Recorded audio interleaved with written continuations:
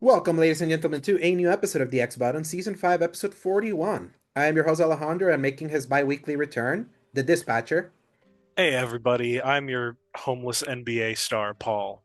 And not any relation with voice actor Aaron Paul, also. Exactly. But yeah, but Paul, welcome back. Like always, like I get you always once every 2 weeks. Like, It's always good to be back and to have an outlet for what feels like an explosion of everything that I'm doing and handling at any one time, especially with depending on the week with how much mhm. stuff I've been playing. Yeah, 2 weeks, that's like a an lot. insane level of things to talk about every time. Exactly. And it me, it's a little different that I'm still kind of doing the weekly churn and sometimes just focusing on a fewer stuff because I get to talk about them immediately, or if not, if I'm not reviewing them on that. But yeah, good having you back again here, especially as we are gearing up to the year end because it's already middle of November. Can you believe that? It's No. November 13th right now. So it's like we're We're basically, almost done. yeah, I feel like yesterday, 2025 just started. yeah, and then the year just blinked and we missed it basically in every way. The kids growing bigger. We brought in more people in, like rotated in Yep. into the show and all that. I restarted streaming. I'm now a streamer affiliate. I went to Summer Game Fest. It's wild. You just really think it's really wild thinking about this year, just in kind of those milestones. We got the Switch 2 too. This was the year that we got a new console too, which it's kind of wild to think that. But yeah, it's like Yeah. years ends coming soon, which I could kind of slightly jump into some housekeeping. So, Yeah. no episode in 2 weeks because that's gonna be Thanksgiving. So we're gonna be taking that week off, and then there's gonna be a final two episodes on December, the 5th and the 12th. And you probably, if you're watching this episode, you also probably noticed that the last 2 weeks have been like erratically posted. The episode from 2 weeks ago got posted this Monday, and by the Yeah, time that you Alejandro, listen to gosh, what happened? yeah, uploading is a nightmare now with this internet. It's like, yeah, hopefully you're in a place with internet where the download speeds are great, but the upload speeds are atrocious, and then there's errors happening, and then you have to kind of restart that over and over and over again. Which is why we can kind of jump in and slightly into that. So when January comes around, you're gonna see a few different things of this channel. So Escape Gaming as a brand is going away, but the channel remains. Instead, we're gonna be like rebranding it to basically as part of my whole streaming endeavor with the Slayer Giant over at twitch.tv. Is gonna become now the Slayer Giants. And why? Because I'm part of it, and everyone that's part of me is a giant by himself. So, and it's funny because Paul is a 6'5" giant by anyway. So, I am the closest thing to the literal translation of your uh, title. exactly. So it's just an effort to finally like consolidate everything under one name and one content. Like we have a Discord now, like our proper one, because we had another one that was a Destiny clan that kind of became repurposed by its own thing. I technically own that, but that's also from someone else, and everyone kind of like gathered there. We kind of restarted that, and it just didn't make sense to then have notifications of a podcast that's from a different channel for that. So we're gonna kind of consolidate that together. And also, this show is no longer gonna be just posted as a video. Every recording going forward in January is gonna be now a live stream because with my current setup, live streaming works. If you follow me over on twitch.tv/theslayergiant, you'll notice that I've been doing multi-streaming recently, where I publish both on YouTube and on Twitch at the same time. That is gonna allow the show to at least gain more consistency on a date, which means that instead of posting on Fridays, which is like gives myself like we record on a Thursday to post on Fridays. In a live stream, that is the episode. We go live, we do our episode, and it goes live like that, no problem. And it's just gonna be much easier on like the time commitment because I tell us, like, especially currently where I am, where I have no fiber internet. 2 years ago, I had fiber internet where I lived. I could upload an episode in 5 minutes because I had like insane like upload speeds. Where I moved last year, that went out the window, and that became like a little too soul crushing too. So so that's why I'm like, I feel this is gonna be better for that, especially because I'm already gonna be streaming. I've been like getting into like a group where I'm streaming every day, at least 3 hours at night, where I play every game. You can kind of see that I recently played Dispatch over at both my two of my channels, and that's gonna like what I'm doing in YouTube is gonna be happening now in this channel too.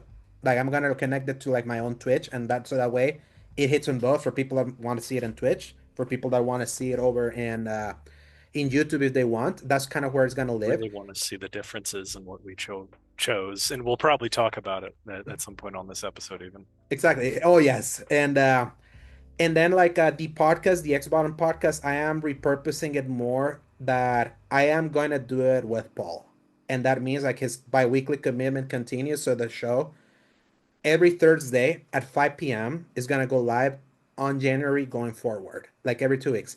Our Rick, who I rotate in and out, because I am like redirecting my efforts to general streaming. That's why I can only do this bi-weekly. If he's available, he can always join us in, like no problem. If he can't, sorry, too bad, basically. But I am doing that to kind of like so we can continue the spirit of the show in like in some way. And for audio listeners, this is gonna give me a little bit more of a buffer. You're getting the episodes on Mondays. What I'm gonna be doing is we take the stream on Thursday. Whenever it becomes like it's VOD, I'm gonna extract it and then I'm gonna drop it over in Spotify. Nice. And then that way like I don't have to feel like the crunch of having to constantly we finish recording, have to edit, have to render, then have to publish, hope that the upload it's like it doesn't mess up, so it kind of lands where it needs. So yeah, if you're just on the Spotify, you're still gonna get it. It's just gonna be like a with a delay of 3 week of 3 days basically. But basically, yeah, that's those are kind of the plans. As of right now, as we are with season 5, we're still kind of keep going, but just be aware that with this erratic posting, it may continue to be erratic from here on out until then. So next week, I'll still do it with Rick, and then Paul returns the week after for Yeah.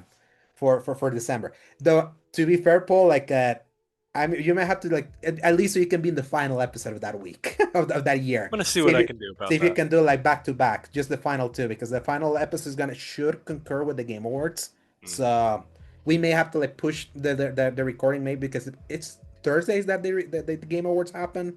So we might have to do it kind of like on a Friday just to kind of catch it that way. We'll see it. All You right. have a Yeah. you have an We'll see. entire month to see that. But yeah, so those are kind of changes. And as of kind of like you probably noticed he's no longer here. Joe LaRusse is no longer with us as a co-host. He has gone Sometimes I his can still hear his voice. yeah, because he's still part of ironically he's still part of our community. So he's still there. But as a podcast co-host, like he is no longer with us. Been making jokes about it that of dearly departed and all that.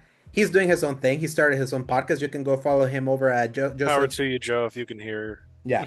Joseph underscore La Russa, I think is where it is. Like he's doing it on Mondays with his like body. I don't remember like their whole shtick is that he's like a 1990s guy recording with a guy from the 1970s. So there's kind of like What? an age gap between both of them. Oh, I thought you meant Uh, like yeah, that's they like they were talking like they were in the 90s and 70s. oh yeah, no, but it's So kind it's of like, like how does that even I know. sound? But that's basically like his shtick of kind of like what they're doing, and they're going lives on Monday. I only got caught a little bit of his episode on Monday just to kind of see what they were going for, and then of course he had to say a trademark opinion, and I'm like, you just refuse to get it. Pause and go. But yep, he's out basically. Good to be Got it. able to say it now. But and no more cursing at someone anymore. That could happen in June. But yeah, those are basically all the housekeeping of kind of like the changes that are happening. But until then, like the show continues as it is up until like that second week of December. And then in January, new phase, new start. A sixth season. It's kind of so funny. A lot of shows reinvent themselves around when they reach a sixth season. It's funny that that's happening to us too. And I've had to reinvent the show a lot since season 4 with your parenthood and all that. Ugh. So it's been Between that and the pandemic and everything else. we've seen a lot. Yeah, Two we have. presidential elections. So and a list that's finally gonna go live, but we're not gonna talk about that because this is the X Bottom podcast, Escapes Gaming podcast. I post every Fridays right now from 10 a.m. onwards, God willing. Emphasis on God willing. Available in the YouTube channel Escape Gaming, changing soon, as well as most audio services around the world, Apple Podcasts, Spotify, and the like. You can find links to the RSS feed at tinyurl.com/escape gaming. Do you enjoy our show? Give us a like and subscribe. Paul, is your 2 week rotation? Hit me with your wares. Tell me like what you want to tell me about Arc Raiders, Absolum, and Dragon Quest So I'm One gonna HD start it 2D. off with Absalom. I've Mm-hmm. got to play a little bit more of that one, and it's one of those games that it's like I love this game. Boy, do I wish it had come out at a different time. Uh-huh. Yeah. Because I'm definitely not giving its fair shot. I Mm-hmm. love the concept behind it.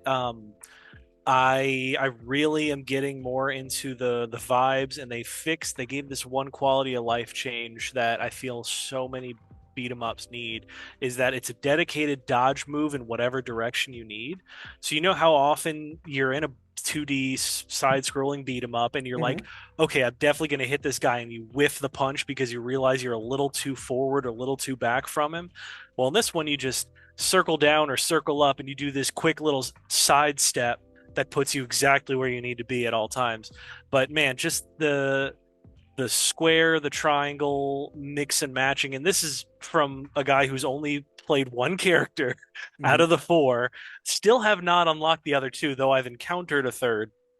Um, that it's like the brawler monk girl. Mm-hmm. Um, but I haven't gotten to play as her yet, and the dwarf guy I haven't gotten to touch him because I just the arcane great sword wielding elf person with white hair just spoke to me very specifically. So I've only been playing as them, but the fact that you can switch out your special move to any one of what looks like to be 10 different variants. They all do something completely different. They Mm-hmm. all have different passives, whether it's like an arc of magic or you do kind of like a launcher move. There's one with just your hands, and you can like vampire drain, or it's like a counter or something. Um, but just running through the game is really seamless. It's really simple. You go through, you make it as far as you can. You die, but you barely feel it because you just immediately drop back, and then it has that Hades style of, oh, new dialogue, new Mm-hmm. explanation for a couple things. It's not nearly as fleshed out. The characters are way less diverse. There's like only two or three of them that and there's more that you're unlocking as you go through. There's like this ghost dude that I randomly bumped into. I didn't even think I was going the right direction. And then he's like, hey, I'm a companion that I can go back to your base. All right, bye. And he fades out. And I was like, oh, okay, cool. So I can do that. So it seems like it's going to get better, but it's definitely not as interconnected as Hades is. Mm-hmm. Certainly the art's great still. It's just going to have so many comparisons, unfortunately, to it, but it is its own thing. It's very fun, and it's a very different style of game, and I feel like it's much easier. We'll see if I still think that way if I keep playing it. But yeah, it's really fun. I am definitely enjoying it. That's all. Let's see. I'll jump into Dragon Quest One Mm-hmm. HD 2D remake. That is my chill game whenever I am really wanting to recover It's pretty mentally. cozy, right? It's such a It's cozy. very cozy. Man, the first time I walked through a cave or like a mine with that With like character and with the the lamp. luminous Uh-huh. 3D lighting hits all of the like the beams and the walls and stuff in real time, that was really nice. I really liked that. That is like the most like, oh, I get what people have been trying to do with this style, Mm-hmm. and I really enjoy it. Um, the fact that it's only a single person as your main really throws me off after having done like anywhere from three to For party 10 members. companions to navigate with. It's like, what do you mean? All I have to do is buff this one guy. That's it. Mm-hmm. It's weird. I love that your sprite changes based on the weapon that you're holding, which I didn't Uh-huh. realize until I randomly picked a lance, and then he's holding a lance in battle. I was like, Mm-hmm. what? It's crazy. Mm-hmm. And yeah, I don't know. Maybe my bar is really low. What you got? And have you finally gotten used to the first person combat? I've gotten more used to it Mm-hmm. because the just how lovingly animated all of the Enemies. enemies are is great. I think one of the reasons why I was bouncing off it so badly in three was because you're choosing your turn for every person in your party all at once, and then it all plays out, unless Mm-hmm. that changes at some point. There is an option Um, to just automize everything because there's like that you have the choice to do the follow orders, which is you pick for everyone, right. or you Which is can just weird to pick. have as an option for this one when Mhm. your Yeah. only option is the one guy.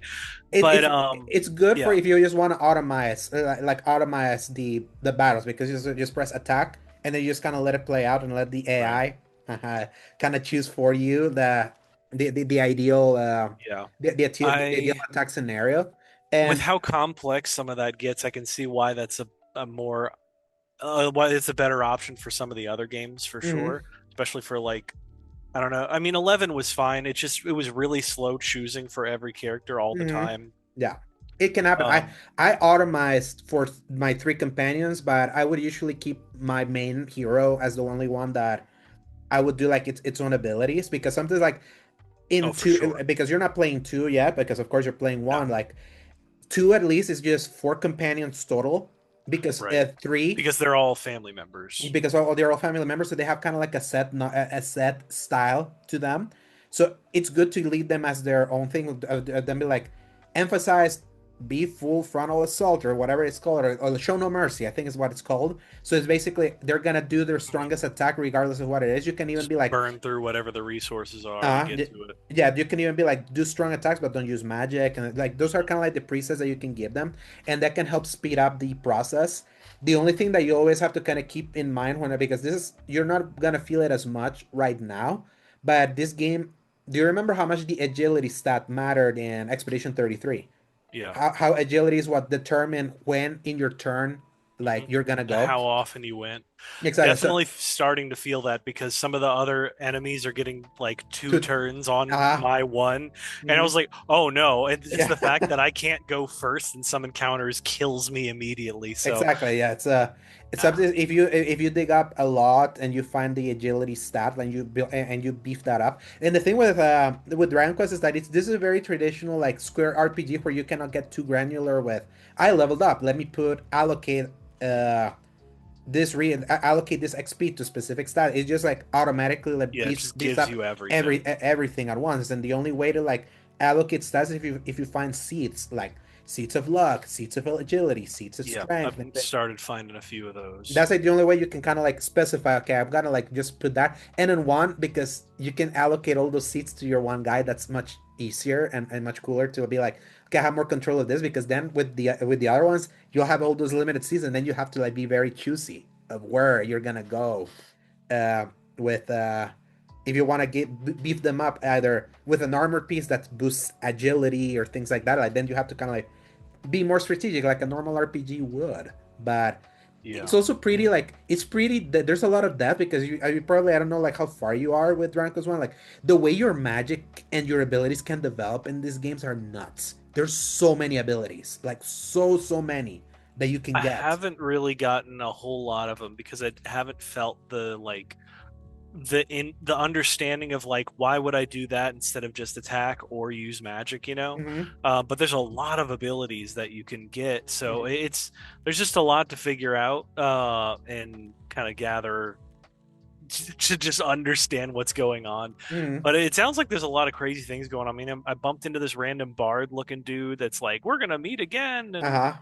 like there's a lot going on within all this, and I've actually been more engrossed in what's going on than I thought it would be. Hmm. Everything's super cozy when you walk into a village. It's kind of shocking how few of those there are. Hmm. But the ability to fly back to any one of them has been super crucial, That was in three. more so Hmm. than I thought would be. Because I didn't understand how to like get your magic back, and the ability to get magic is really rare. It seems, Hmm. at least where I am right now. To But yeah, get it's cool. I see why everybody loves it all these hmm years later. And I'm glad to continue playing it. But it's definitely the only play it when I am tired of the other things that I'm playing right now. which is Arc Raiders. You Yeah, it's continue Arc Raiders. yeah, you continue. Um, I just continue playing it. It's just nonstop, pretty much. It's really fun. I realize that I've been waiting for a game kind of like this for a really long time, where it's like it's on console, it's casual enough that I don't feel like I'm gonna ruin everything just by Hmm. like not being locked in at all times. I love the concept of like I realized it's like the idea of what Metal Gear Solid 4 was trying to go for, Uh-huh. except all of the soldiers are played by real people. Uh-huh. So it's like do you want to go in and help one side or the other? Do you want to just sneak along? Do you want to get involved? Do you want to just take what you want? So it's like this weird blend of like, what if you had the ground zeros map, but there's like five of them? Because everything's like really intentionally created with like just enough height for you to hide behind things, and then just enough tools for everybody to make every run very unique. Hmm. And that's not even mentioning the proximity chat that just takes this game over the edge to absolute insane levels of Hmm. people chatting their way through situations, betrayal, the way the arc behaves, the weapons feeling really tight, the fact that the multiplayer, just the moment by moment gameplay is basically The Last of Us, Hmm. except it's tighter, even more like The Last of Us 2 in the way that it plays. Hmm. Take with that whatever you will, but it's Yeah. just kind of crazy how it kind of like has a little bit of everything, and then the weird sci-fi aesthetic just elevates it even further. Because like if this was just another grungy post-apocalypse, I think it wouldn't have caught people's eye nearly as much. But like just a nice little shiny coat of paint has Hmm. really helped. And then like just today, there's a new map that's going to be unlocked behind a community thing, a I was gonna la ask about that. Helldivers I 2. Helldivers 2, they're cupping that, right? Like Yeah, the whole. they're doing like a, oh hey, we found this map, but we need to or map to this opening of tunnels. We need to get through to it. If you give us some of the resources you've been hoarding, we can break through and enter it together. And everybody was doing it so fast they had to make it harder, um, because it was like 14% before anybody in the North American region would have even woken up. So Hmm. they were like, "Oh shoot, we got to fix this." And they had to shorten it or lengthen it significantly, and even then, it's still making generous progress, I would say. Hmm. More weapons, items, a new enemy type.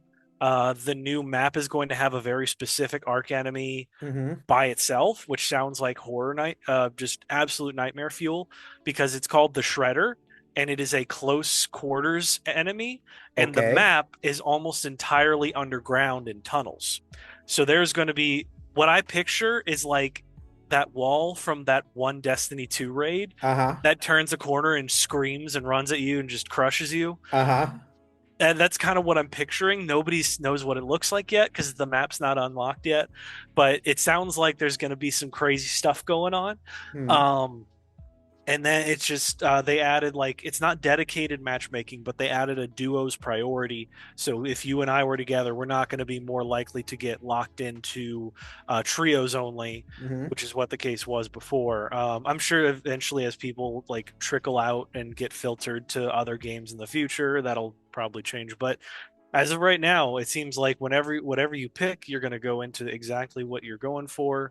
And overall, it just seems extremely helpful. Everybody's been really communicative from the Hmm. dev side, and it's just really fun to play. So yeah, I'm gonna keep playing that until something else grabs my attention. Yeah, Arc Raiders has become victim right now of my streaming schedule because I've just been streaming story games, single player games, and all of that. And by the time that I'm Which those finished, are like better to stream usually, uh, unless you're really locked into what you're the doing. mhm.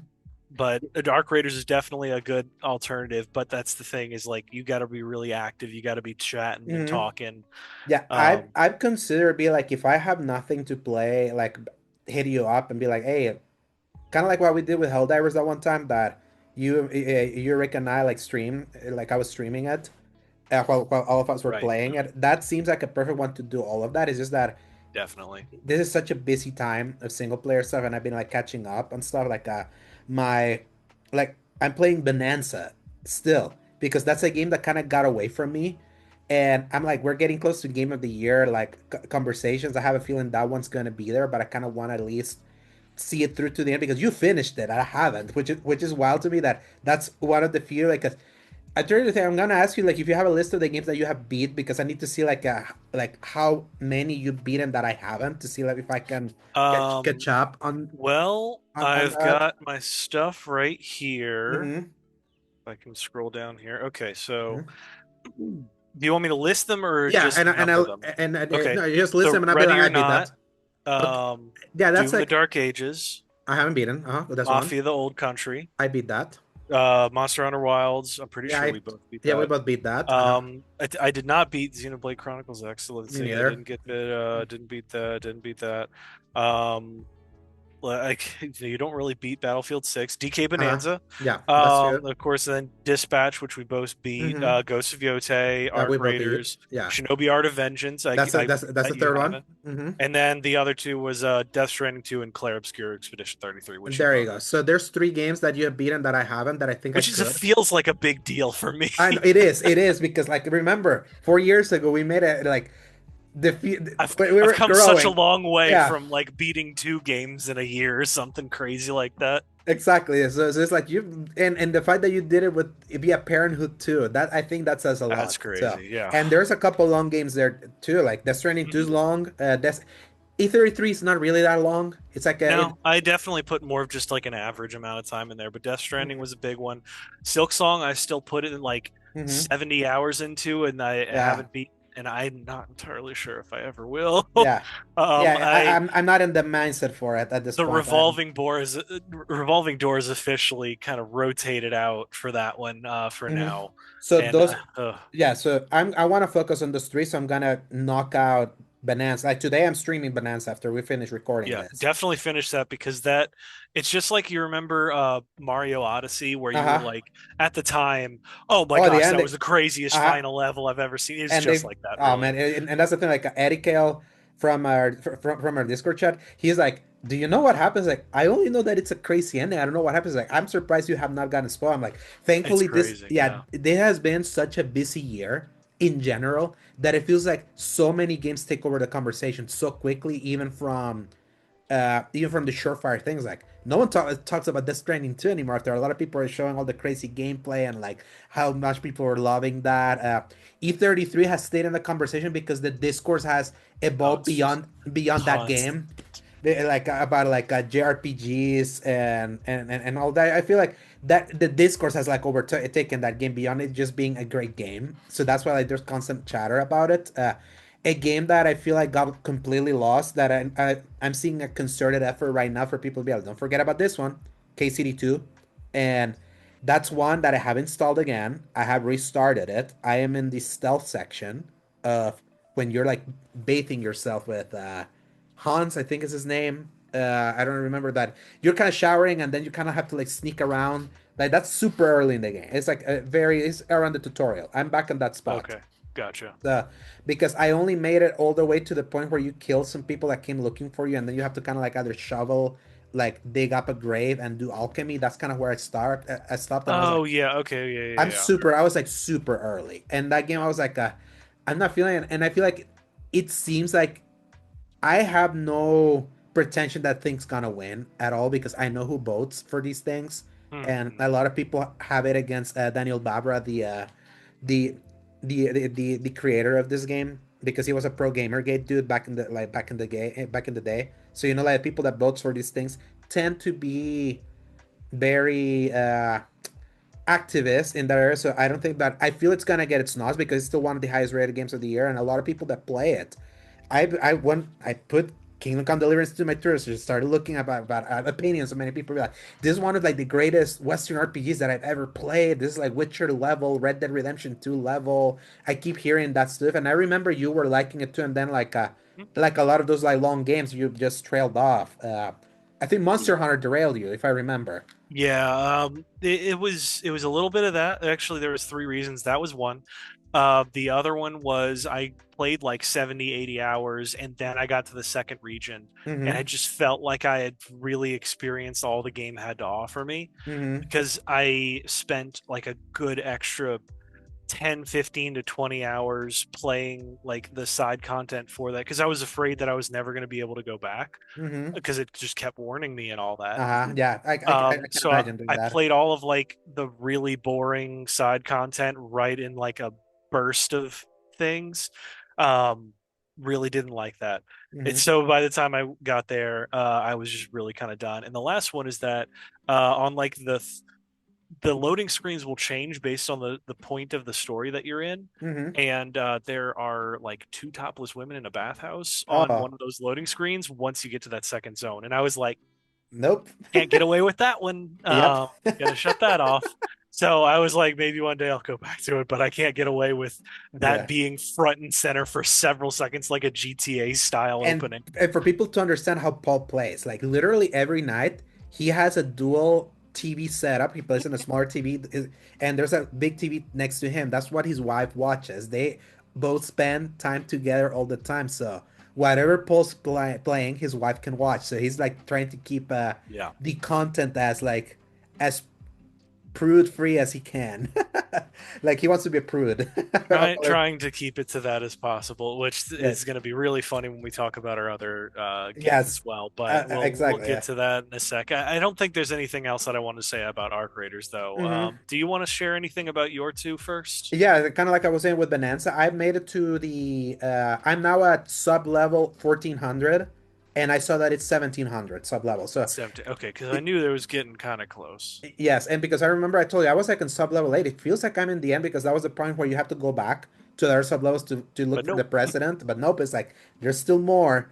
And that's still a game that I always enjoy playing in the moment, but there's something about it that prevents it from being like the super awesome game that I want it to be, considering I'm such a big fan of Donkey Kong myself. I do feel like I have the fact that IGN gave it a 10 kind of like hanging around me like all the time. I feel that game's a 9. It's still a pretty excellent, like fun game. It's freedom and how you can destroy everything in the red faction mode. It's always super funny how it can happen, but I do feel like I realized I like more curation in my games than I anticipated I liked, and there's just so much that there's some people that revel on the fact I cannot believe this game allows you to do that, like circumvent it this way. It's like Hmm. that there's my and that was the thing that I love about the Zelda games, but I feel like this feels scrappier in a way that Zelda doesn't. So that kind of creates that little bit of distance for me with the game, but it's still like I still enjoy playing it. It's kind of why I still want to finish it, and there's some fun boss fights that I thought that I was like, oh, this is actually tougher than I was expecting. I Really was like, fun. Yeah. yeah, yeah. So there's like there's some fun level look. I just to give you context, I just finished the disco level, the one that's kind of like a like you're like in a disco that's like Yes. all gray Yeah. and all Okay. that. That was actually really cool. I'm at the burger place now, Hmm. so I just kind of give you where That's I one of am. the last like Hmm. big areas, Yeah. I would say. Yeah, and I feel Which, like what really ruined me for me, because this happened to my sister too, because she completely dropped off at this game because of this. This is such a collectathon nightmare. If you're someone that likes collecting stuff, yeah. oh If shoot, you yeah, feel somebody, if you feel like you're somebody who is compelled uh-huh, to get everything, that's horrible. If you yes. can just put it down and move forward, Mhm. that is the way to play this game, and that's the way I did it. And that was kind of was ruining because I was seeing that when I was like doing the claps and see that oh there's a banana here, I'm gonna try to go look for this banana, Hmm. and like what was ruining my sister because this game reminded her so much of Mario Odyssey, and she thought that she needed those bananas to progress. That's the one thing that this game has over Mario Odyssey, that you can beeline it, no problem. Like this is an easy beeline. There's like no requirements Hmm. for Nope. bananas Not like to like progress. Odyssey. Yeah, like where Odyssey, you needed a specific amount of moons to power the ship to go to like the next world, and you always needed to get at least two or three extra ones beyond like just going through the main level in Odyssey. But you still kind of needed to do that to kind of progress. They didn't do that here, so this is more of a straight line, a straightforward thing. That's what helped me enjoy it more because I was remaining stuck, feeling like I needed to get everything at once. Then at the same time, because I'm also streaming it, I tend to not give in to those impulses too, and that's like a drug It's a junkie smart kind of like move. yeah. But then at the same time, I feel like a drug junkie. Like I feel like I'm not playing this game how I would usually play it. So I'm constantly in a constant tug and pull with my mind of I would be the. I mean, I platinum Jote, and somehow I did that on stream, but that was kind of easy because there's a lot of story content next to that, and I left my platinum for that final stream that people needed to either tune in or not. I was literally watching videos here on my other monitor. I was doing that just to kind of get that platinum. But so that's kind of like I think I still think like it's still one of the great games of this year, but it's definitely not gonna be high up there for me. And you notice that I put Witcher 3 here.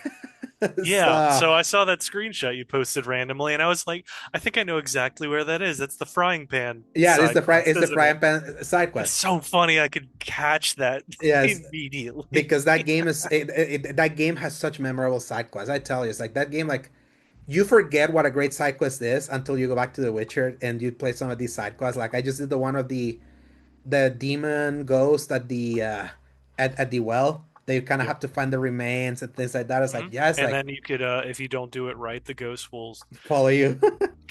she'll follow me, or she'll kill that guy that you bring to her or something if Uh-huh. you're not paying attention. Exactly. Like depending on how you like decide you do your choices and all that. Like I just finished the one where there's like this merchant be like, I need to get there's a card that kind of fell over there at the swamp, and I need you to go get the chest. And then when you go try to get that, if you investigate everything, you you kind of you're like, okay, it's like these guys got shot. They didn't just get derailed, and it turned out that that merchant was the one that shot them. Yep. And then you kind of like can confront the dudes and all that. It's like there's just so much meticulous ways that any side quest of that game can go, and they're all so well written and all of that. That it's like, oh man, it's like this is why The Witcher has the sauce. The Witcher is still like I've been like ever since beating Alien Isolation of like games from a decade ago that I have not finished. Remember, I never finished Witcher, and I'm like I'm feeling now an itch to finally do it, and also because I was like, why do I have such a hard time getting into KCD2? Oh yeah, just medieval stuff that's realistic and sim based and all But there's that. It's no like yeah, fantasy element. fantasy element to it, and it's in first person. I'm like, that's probably why. And then I was like, if I want to indulge in this, I think I want to use this as an excuse to be true to myself. What do I really like? I'll do it with Witcher. I'm like, yeah, I think this is the time for me to do this.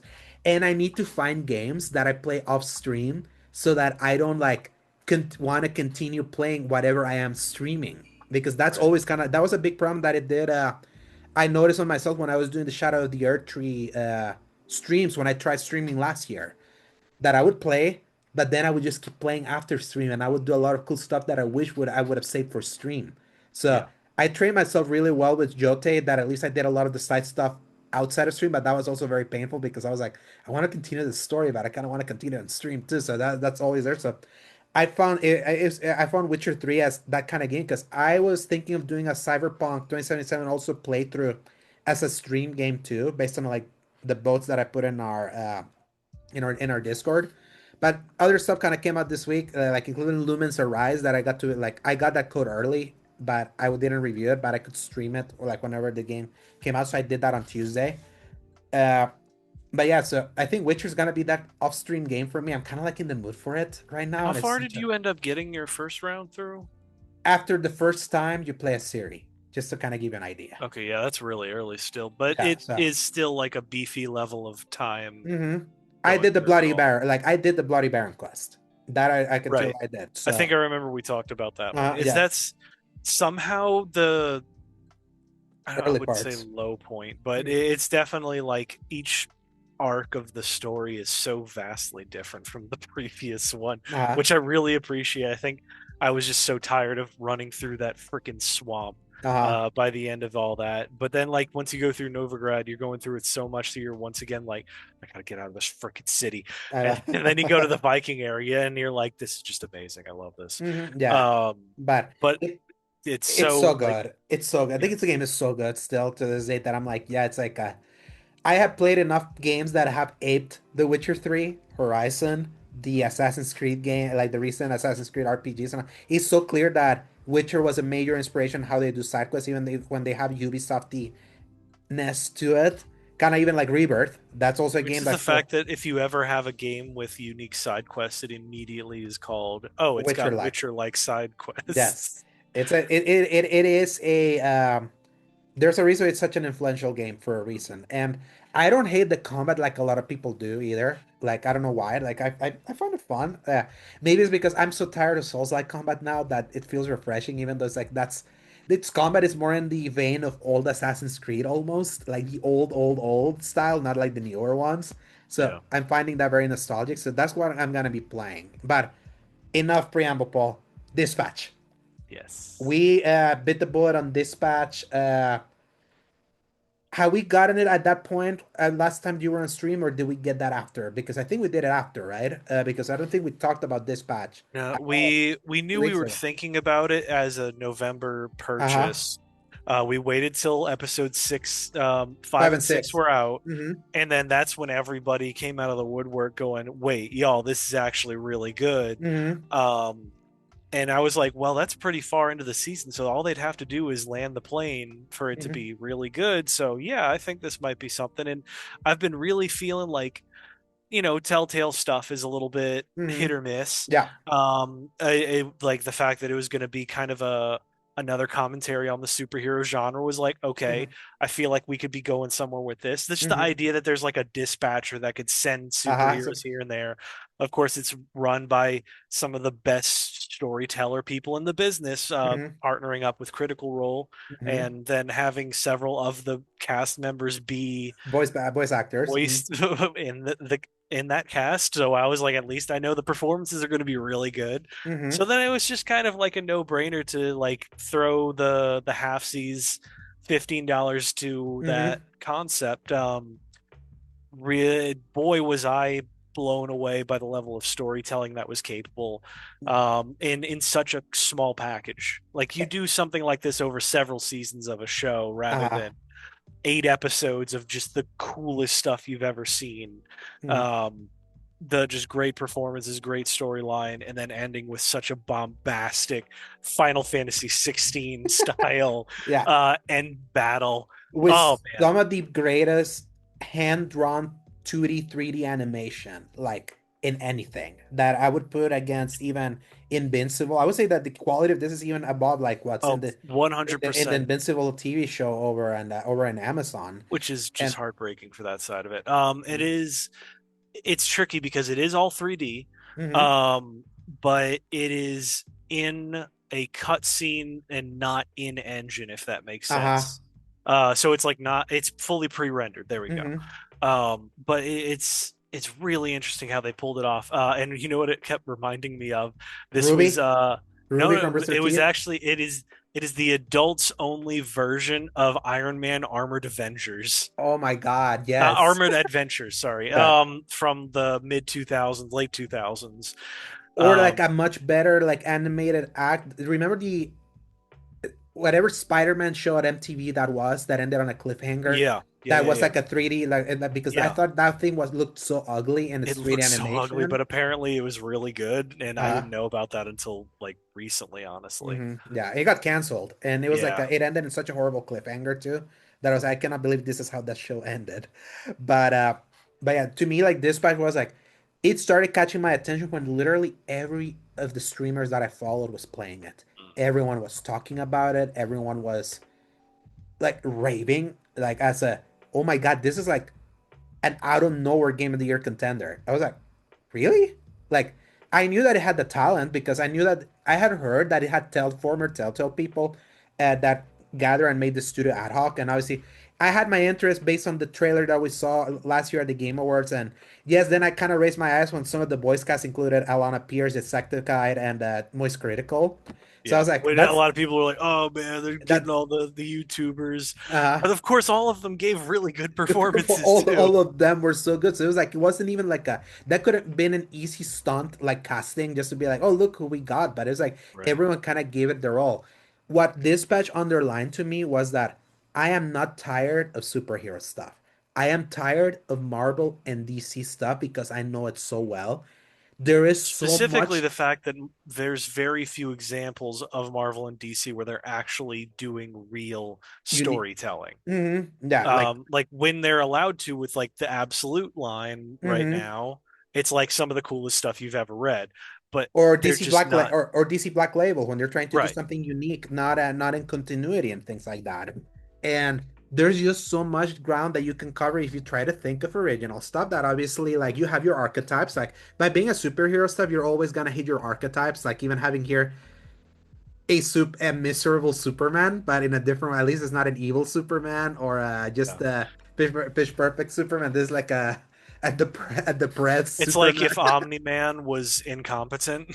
Yes, exactly. So it's like they have found like they have found a unique twist to some of the archetypes here. I do love the vibe of the workplace comedy of like this insure like this superhero insurance like company that like people sign up to kind of send people to like deal with their problems, and they're doing this thing where they're reforming villains, and you're kind of like in charge of what they call the C team.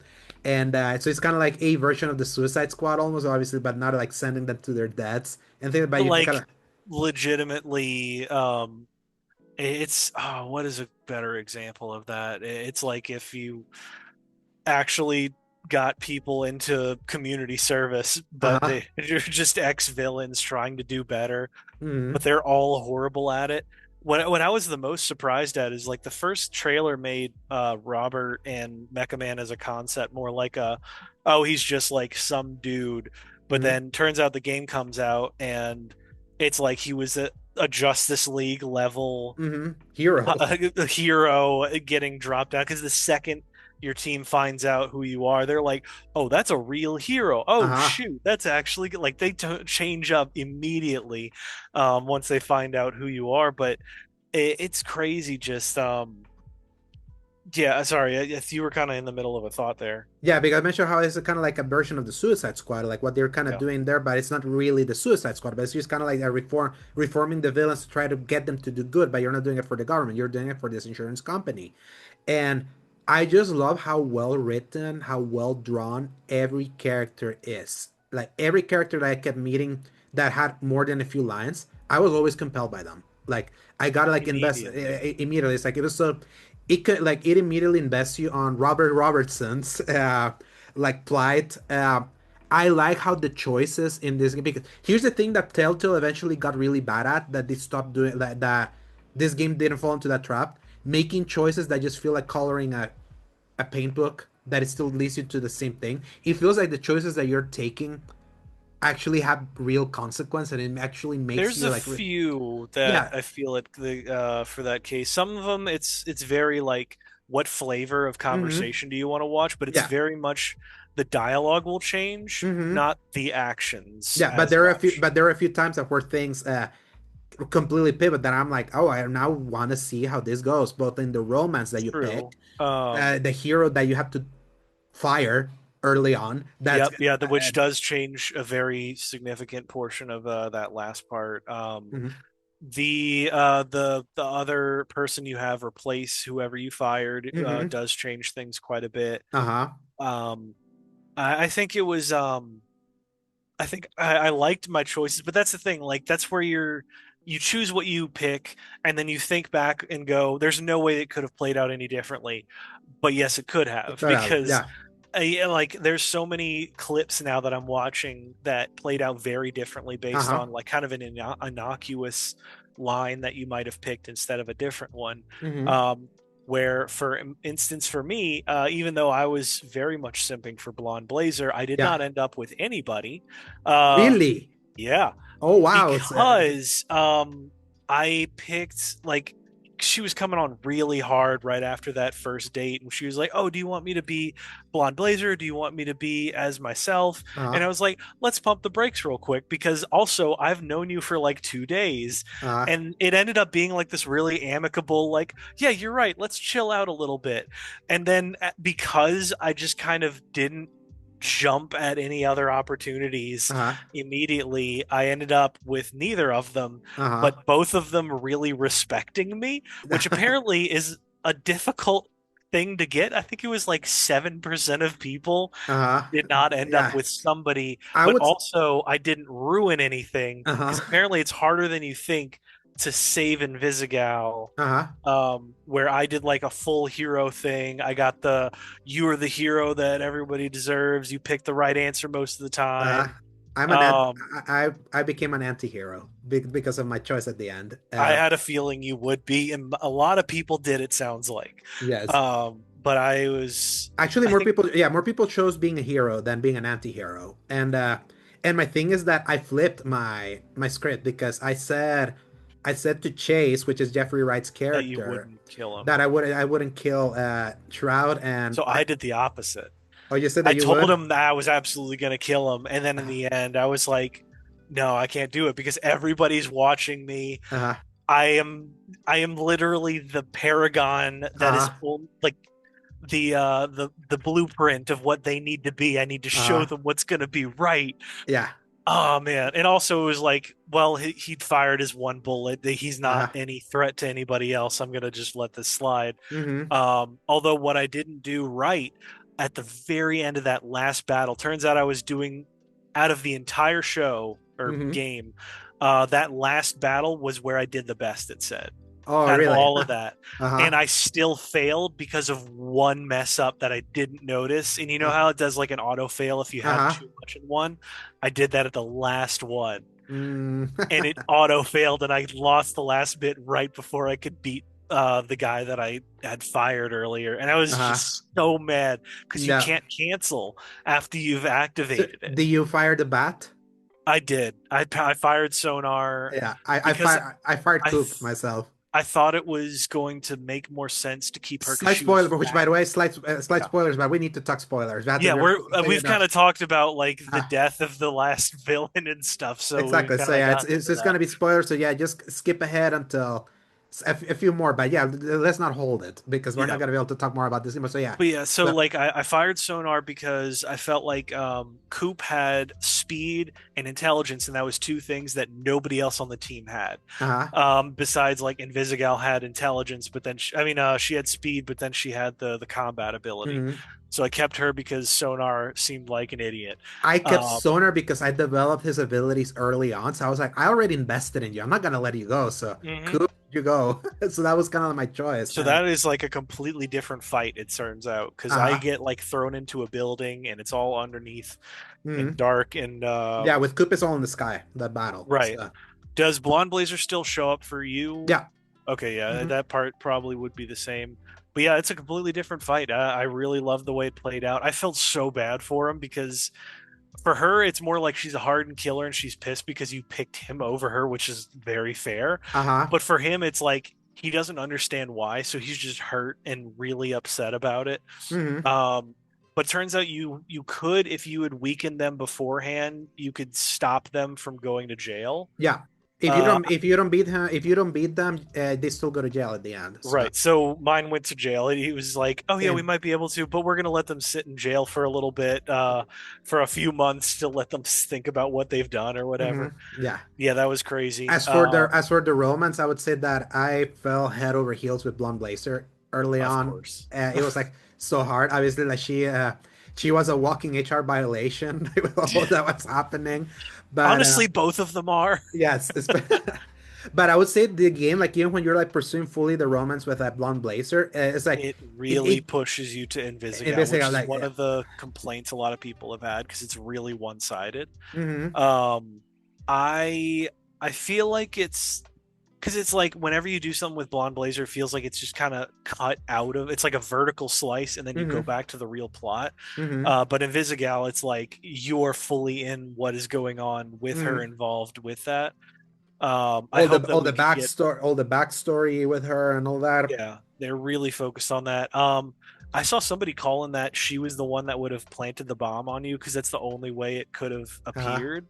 And I was like, that would be crazy if that was the case. And And that's sure what enough, it was like, that's oh yeah, she was a plant and she was working all along for that me. And I I was think like, yeah, I okay. didn't, thankfully I didn't see any of the I literally tried to stay offline as much as I could trying to get like anything from this game because I only saw the theorizing, but yeah, I fortunately, I was so thankfully I glad people didn't. were Yeah. wrong about Blonde Blazer because they thought she was going to be connected to Shroud, Hmm. like it's like a family member or something. She'd betray you or whatever. Turns out, nope, she's just chill, which I'm really glad Yes. for. And I will say what made me love her even more is the fact that she was a brunette. Outside of that, I knew. I- See, I was actually a little disappointed because of my thing for blondes now, but La- it was nice that it was a change. I thought she was going to be some kind of alien person when she took the medallion off, yeah, no, and what when I she was was just thinking because different. I was thinking of The Wolf Among Us because this game was done All by the right. Wolf Among Us guy that there are some like trolls there that like are like whenever they have like their medallion, it's like they look so pretty, but then when they take out, they're like this ugly thing. So I was like, is it gonna be like an ugly? And I was like, oh no, you're just pretty and also brunette. I'm like, nah, I'm weak. I'm weak. I'm I'm going all in with this date because I went on her. I went with her for the dinner on episode 4. That's how I ended the first. That's what I ended up doing too. And then like water boys trying to wipe the Uh, windows, and you're like, please go Please go home. home, go home. Yeah, but a Uh, lot of people did pick Invisigal, and I don't know how much that is because the game really pushes you there. Or a lot of people really just like their it's a bodies. there's so many more opportunities to go pursuing her because Hmm. it takes so much time to show how into you she is. Hmm. Um, it turns out I ended up picking the perfect option where she wouldn't try to kiss me at a certain point after the Uh-huh. betrayal in the locker room. Uh-huh. Um, because I was like, man, if I found out somebody betrayed me, I'd be kind of like, I'm not sure about this. Hmm. And sure enough, she like disappeared, but at least she didn't try to make out with me and while invisible. Yeah, That was in my romance, because I still took the Blonde Blazer romance all the way to like its conclusion. right. She still is so very pro Invisigal, where even when she's like in the stroller at the end, she grabs her Hmm. hand. I even made the joke. I was like, I see the hand grab. I see. Are you into some stuff here? But I would say like the episodes I loved the most were 5 and 6, and I did like the finale too. Yeah, I But mean, like the bar fight and it's so amazing. tacos It's so that was so after amazing. Like the that taco edit, and that was the like like biting the biting, dude. and then Oh, he's biting oh the fingers gosh, off like specific angles, and just like it was just so perfectly edited. That was like so impressive and the so like music behind funny. that, the comedy in the middle of it with Prism Yeah, doing the backing vocals. for the bitch I've been song. temporarily blinded. Like If you mean blind the temporarily. no the flambe doing "I'm a bitch and my name is Robert" Oh my song is gosh. so freaking It's funny. actually stuck in my head the last It, couple of days. it really has. And the fact I literally stayed for the entire credits because I needed to hear him do that. That entire thing was improv. They told him that he was gonna sing the bitch song, but they were like, "You're a funny dude. See if you can improv something," because it feels like that's something that you would do. And they let him just improv that entire thing. And I would say the sixth episode, gosh, finishing it when I did, because I let myself get the few days, because my plan originally was gonna be, okay, I've done the first 4. I'm gonna save 5 and 6 for whenever 7 and 8 come in, and then I'm gonna binge those other 4. Then you beat them. You beat 5 and 6, and you put that meme of like me after finishing episode 6. Yep. And I was like, crap, no, it's like it's one of those I need I to see didn't it. expect they were going to go the route of keeping him alive at that point because Yes. I thought it was like, oh, he's gone. Hmm. He did that. Oh, dude, that like I don't think I realized what was going on until it was too late even. Uh, Because I was just like, oh, I'm so pissed off about a Visigal doing this nonsense. She's always yeah. doing this. Gotta save her. Hmm. I didn't expect there to be so many like repercussions of her doing that where Uh-huh. everybody else on the team is like, that was really stupid And of she her. had She gotta almost she gotta go and that was all. crazy. Do you defend her and their team? Because that was I like the did. okay, I did too, Um, and their morale really dropped by being like, it did, but I feel like it didn't actually affect it too much. Um, I'm curious to see like what it does, because kind of like for episode 8, if you notice, is like whenever you have to do the dispatch, which is like again for this game, you actually do some dispatching. There's like a right. strategy game where you kind of send people. At first, I found it a little complicated because I wasn't in the mindset it was gonna be that much of a strategy game, but eventually started getting and When I saw the understanding. trailer for it, I understood there was like, okay, there's probably going to be at least one of these each episode And there where was there's some sometimes kind of there's two. level of it. Yeah, sometimes there's two of them. Sometimes there's scripted segments for it to like push the storytelling. There's more of it in some of those missions if you notice. Like Hmm. there's some that are absolute like red herrings Yeah, that like you can sort of not do it and I don't think anybody's gonna fuss at you about it. I Like would the in the know. middle of the Yeah. chaos there's like I need my latte Hmm. frappuccino. I actually had Invisic. I'll do that one. Ah, It's so funny because it's like which ones are the important, because at the end of each episode it gives you like these are the big right. ones that a certain percentage of players did here and there and things like that. And and I was like, oh, so that was interesting. It's like it adds to the replay value, because at least now I know if I want to play it again, I'm gonna look for that, because like I wouldn't really think about that. Telltale Right. games had lost a lot of their replay value a lot. That's the cool thing. Like there's so much within that game Hmm. that I know I could do better at, and that will push me to replay this game more than any Telltale game Hmm. before. Yeah, beyond the subject matter, which is like I still love superheroes, and I kind of love how they do the superhero stuff. And But I would say kind of like the chase thing. That episode like actually pretty well telegraphs. Like reminds you, is like, oh yeah, this dude by using his powers, that's why he got old because he's not supposed to be that old.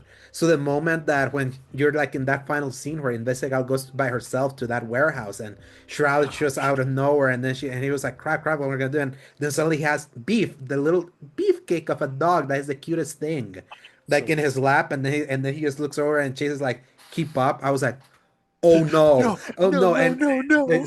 so that was so like I have not gotten that emotional in a game in a long time because it just hits you like that because you know what's about to happen, Yep.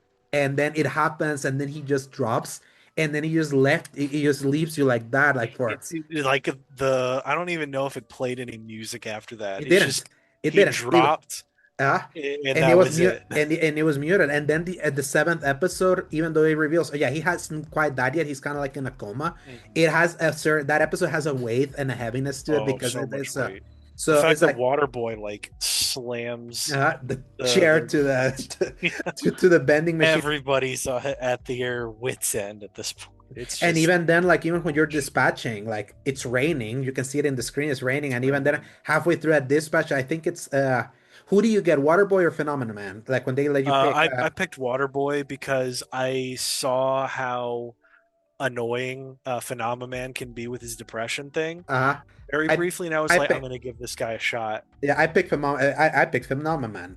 Like in that because I was like, even with his depression, I kind of need a Superman character here. Like I feel like that could be like the And he's really good as long as mhm, you're not losing. If yes, you don't lose, yeah, he is just a miss amazing at everything. exactly. He can give you closer to the 100% like success rates of doing those dispatches, but uh eventually you can get an upgrade where he can get his depression off quicker, but I had a early, feeling it would yeah, be. but early on, like you couldn't, and that's something that I like. There's like that's the gameplay. There's like a certain RPG nature to like you having your C team that you can give them specific stats that you can either like double down on their on what they're good at or give them other attributes so they can become more well-rounded. That's kind of how I was playing it.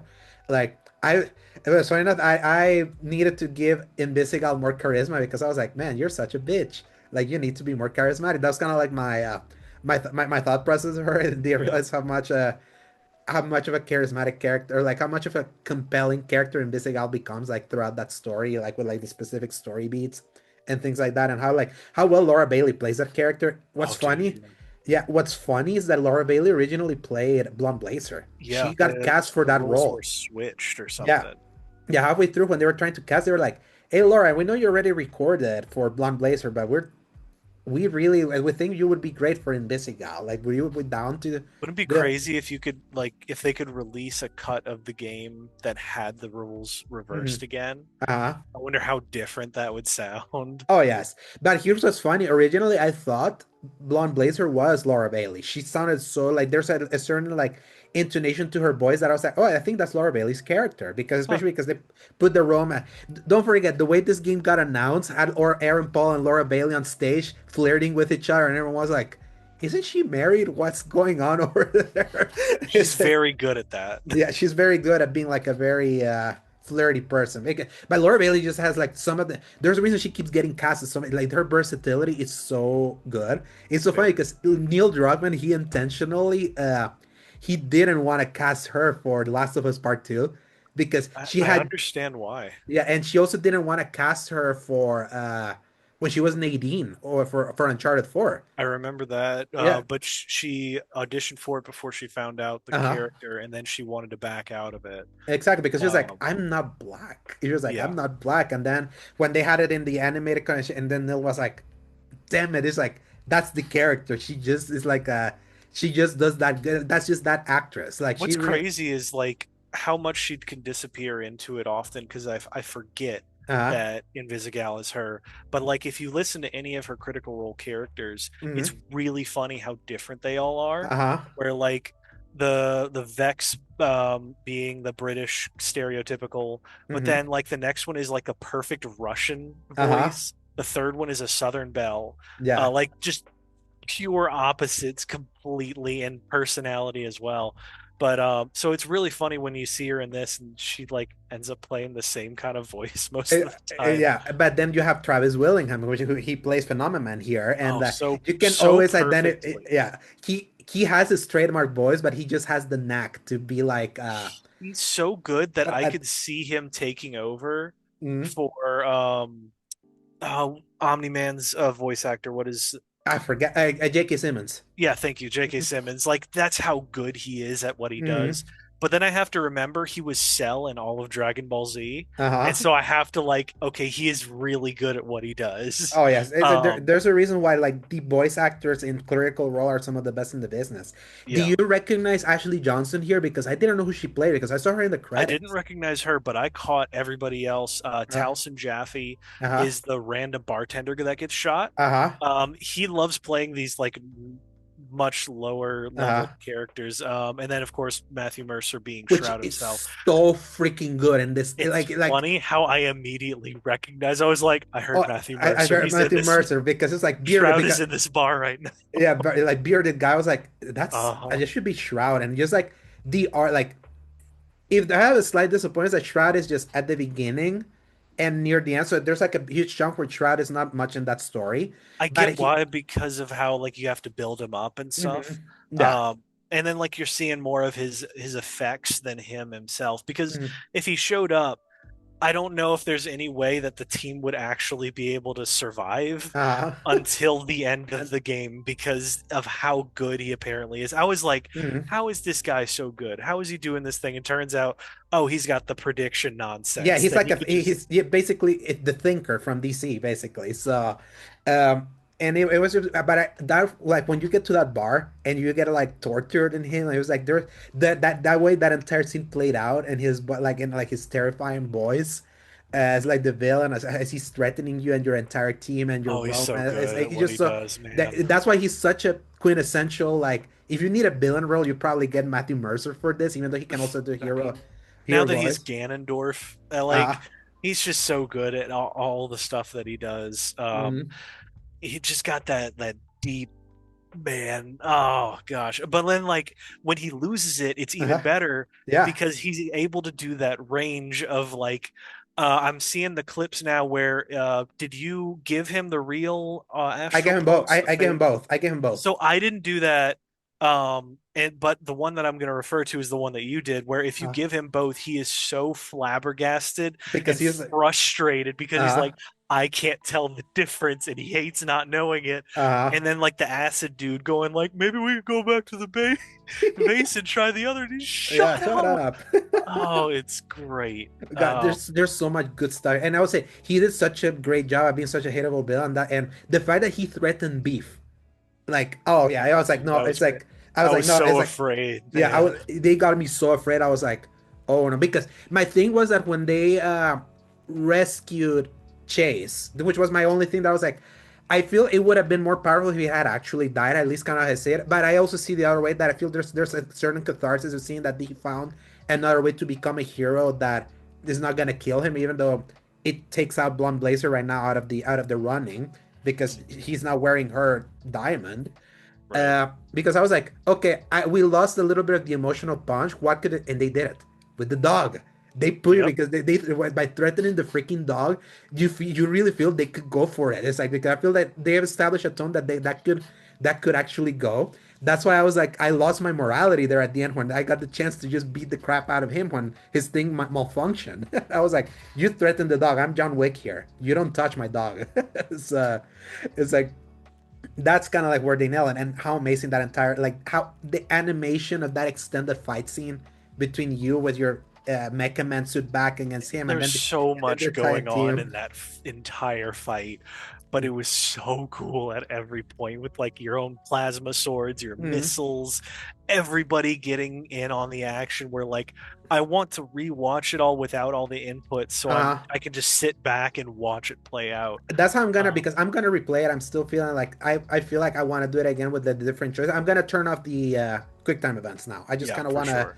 I just Because want to like it overall, I feel it doesn't really do anything because I missed a few and it Mhm. still felt like it played out like I Yeah. did succeed. So I was like, all right, you know what? I'm just gonna Yeah, not that's just to kind bother. of give you more gameplay because Yeah, you watch a lot of that game. The It's the thing, flirting versus harassment with harassment, the quantum uh, shoot quantic. What is the Quantic Dream, is that the Qua- game or is that the Quantic no Dream is a quantum studio. break? Quantum Break. Quantum break versus this where it's Oh like yeah, I would much rather put down the controller and enjoy what I'm watching as opposed to yeah. God, I have to put down the controller and watch 30 minutes of this. Exactly. Yeah, because and again, because this thing is just so well written, it's so compelling. I would dare say Dispatch may be my favorite story of this year. I really need to think about like the games whose stories come out this year, which I enjoyed most. This is certainly the funniest game I played this year. I had such legit laughs, but in those laughs, there's an earnestness to this game too that I also found like this game got me in so many plays because it got me so invested. And it's like I feel like that's very rare for a game to nail, like in both ways. Like it's rare for us to get a comedy game if it's not the South Park games, I feel like. Or was the last game you played that you got a legit laughs out of? Like I can't It's think of I one. mean, I can you know what, Expedition 33, Had some anything Minoko would say mhm. something, but like Yeah. not in a comedy standpoint. You know, It's it's like mhm. more levity rather than Exactly. this is true This is a true comedy with comedy. serious Yeah. moments, and it's like and not even it's not even Marvel Whedon self-deprecating humor too. It's just more like it's just more gutsy humor too. Like obviously also very foul mouth humor, and there's also nudity in this thing, which I would say that I'm glad that the game allows you to like censor it if you want. It makes it so funny seeing this whole thing with the big black bar because there's Yep. like There's some a of the few points where I'm really glad I had it on. yes, and especially because knowing there's like oh so there's gonna be an extended scene where you're gonna see someone's dick out and Yeah. like I'm an glad that most of the time it's not really obvious for those where I uh didn't really notice, but some of the other ones it's like right there. yes, Just but I do find funny that they censor butts and they censor the middle finger too. I was like, yeah, that are was you yeah why are you censoring that? But you're allowed to say the f bombs. But and I uh, noticed that there was a text chain where if somebody cursed in that because that's technically visual, it censored that too. I see. So I, it's like very like quote unquote generous with what it's mhm. going to censor if you do that. Yeah, so this is like it's so funny that you have those options. I think there was also the option to like turn off profanity too, if I remember. I left that. Yes. I delete that I off. I wonder what we would do if it would do like a funny office style censor beep Uh-huh. because that sounds really funny. But if it just cuts it out, I feel like that would just be a loss overall. Yeah, because there a lot of the humor is so funny. Like Jeffrey Wright as Chase, like he is reveling, like saying those f Amazing. bombs in such a funny way. Like our Black Einstein. Oh man, that was The like that's such a combination of things that he says is kind of crazy no, sometimes. no, no, it is. It's like there's so much that I'm like, it's.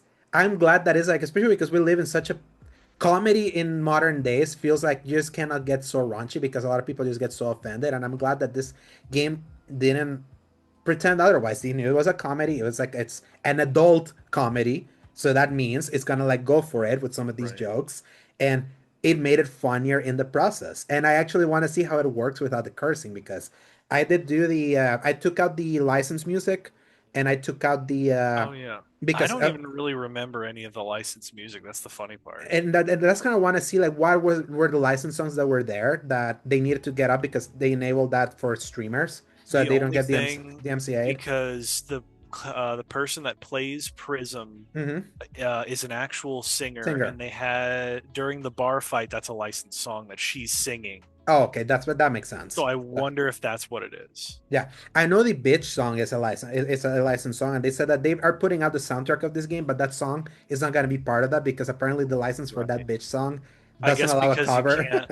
You can, Yeah, yeah, you cannot release it for a paid thing or something that you could get money out of if it's like a cover. So they kind of have to relicense it. But I feel that's gonna be the song that is gonna define this that's what game. everybody really wants to have. Is unfortunately. Yes, but Um, Dispatch is like I didn't expect a top five game of the year in Dispatch when I was seeing it. I thought it was just gonna be a fun Telltale. I'd be like, I haven't played a Telltale game in a while since they went kaput and they came back, but they haven't really put out anything. I'm still waiting for Wolf Among Us 2. But I'm just so gosh, glad that somebody else was able to come back after all that happened. Where like I'm not a big Life is Strange person. uh-huh. To that whole string of Mm-hmm. rain of fire that they were doing for a while, I never really Mm-hmm. jumped at me. But this time it's like oh, thank God somebody else is doing this. That's the thing. It's the same people. These are Telltale Right. people. The Like director, they came back and they're yeah, doing something under their own power now. and It's they did it, just and they did the thing that I always wish Telltale would do: do the entire game now, because they would just work on an episode, release it, and then go work on another episode and release it. Oh oh my yeah. God!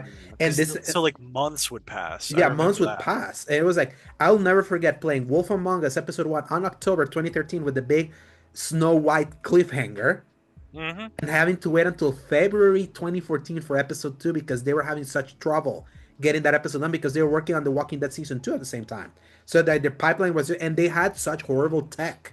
Like the Telltale engine was always known for being buggy, busted, giving you Xbox prompts on the PlayStation versions and things like that because it was such a QA nightmare. They had horrible technology that they never updated. They just kept doing more and more games when they got more popular. And this game was done on Unreal Engine 4, not 5. They Right. built the entire thing and then they carved it out on the 8 episodes to release weekly. And it's because of that weekly cadence this game got as big as it did because it built that crescendo. It is the kid, The raspberry Raspberry. has visited. Yes, and not a. If Felix is not there, No, he's not in here. yes, but it's like that. A lot of it was like even though I let it, I was glad because I was like, okay, if I learned something in Telltale, I was like, I stopped doing the weekly with them or like the get playing the episodes they came out because I was like, the wait is just like not worth it for me at this point. So I was like, I'll just wait for everything to come out and then I would just lose interest. That's why I And it never kind of finished. makes sense for you to just buy the game once as opposed to the like $6 for Mhm. each episode or Or a whatever season you pass. used to do, Yeah. So. or a season pass, where it was like, why don't you just buy it all so that you don't risk people like skipping an episode or Hmm. forgetting? Yeah. Because that's what happened to a lot of people. And that's the thing. The fact they controlled all of this in a month's period, Yeah. they did it so well because it played They well struck for. while the iron was hot. Because Yes. imagine, like, episodes 1 and 2 weren't making the waves. Uh It, huh. it wasn't until 5 and 6 dropped that Three and four. everyone went, 3 and 4 was when it started building steam. well, Yeah, I didn't actually hear anything about it until 5 and 6. by the time you asked me we should bite the bullet, 3 and 4 had just come out because that's when I Was it? was I like, thought for sure it was right after 5 and 6 came yeah, out. we bought it and then five and Okay. six It would happened have just come out right after we after. bought. I Yeah, think yeah, that's so right. That's right. yeah, 3 and 4 was when like the buzz was starting to fully because the first two was like, okay, this is good. Let's see how this goes for the next month. Then 3 and 4 was like, no, seriously. And everyone started like jumping in. And that's when I was like, because that's when because ironically, I started thinking, I was like, I think I kind of want to jump in. And then you text me, it's like, I feel like I want to do this dispatch earlier than usual. I was like, send me the money. Send me the money. We're gonna do this. And I'm glad it did it. It's $30, people. It's like it's well worth the price, especially now that it's fully out. Some of the best comedy writing you'll find. Gameplay wise, like we'll see how you feel about the dispatching and the hacking minigame that you do as gameplay. It works with in the context of kind of what it is, and at least like helps The cut them. hacking is a little rudimentary, but I Mhm. do appreciate what they did with it in the last part, Yeah. where you were getting kind of like screwed with in your hacking system. But it was a pain in the butt. I definitely had to activate the like you Hmm. can't fail because there's some that you really need to do, and I was Thankfully, I like, never did that. I Yeah. don't want to deal with this. Yeah. Yeah. I made it through most of the game, and then one of them I failed for a really stupid reason as I was trying to understand it. uh, And I was like, no, I'm just gonna get through this. yeah. But thankfully, like I never had to do that with the accessibility, so I actually did all the hacking that I could do by the skin of my teeth. And if you, I never got the trophy of like you have 5 seconds left before you finish a hacking. Apparently, that's a trophy. Hmm. So really, really highly recommend that. I was like, it's a pleasant surprise. It's a game that I was like, I'll play it when it comes out, and then it was out, and then it like completely Yep. blew my expectations out of the water. It's like one of the best things I played this year for sure. Highly recommend it. So there's been quite a few headlines. We didn't do headlines last time you were here, Paul. These were very few. I feel will require most of input. I think this is one that will require a little bit. First headline: Valve announces a new Steam console controller and VR headset. So they had like a big presentation. There's like, let us talk to you about some hardware that we're working on. And guess what? Every one of you that thought that as we were doing the Steam Deck, we were building a UI that would work for console, guess what? That's what we were doing. This is our second attempt at doing this, and this time it's gonna work. The Steam machines coming back. They have not given it a price. They've shown the Yeah, specs. still waiting for that part. Yeah, they've shown the specs. The specs actually put them on par and beneath a PS5 and a Series X. Which, So, as we've learned, playing a Series S myself uh, doesn't really matter all that much. exactly. So it's like it's interesting that they have spec'd it around that, especially now that we're like conventional wisdom is telling us that we're gearing up for the next generation of systems within 2 or 3 years now, based on where we are. Some comments from others say kind of otherwise because of some of their actions and all that. But I would say that it is funny that Steam. I have said it because with all the talk of Xbox is going out of the console race, they're doing a. They say that their next console is going to be a very highly premium console. That's for what people that understand is going to be like a hybrid of a console and PC.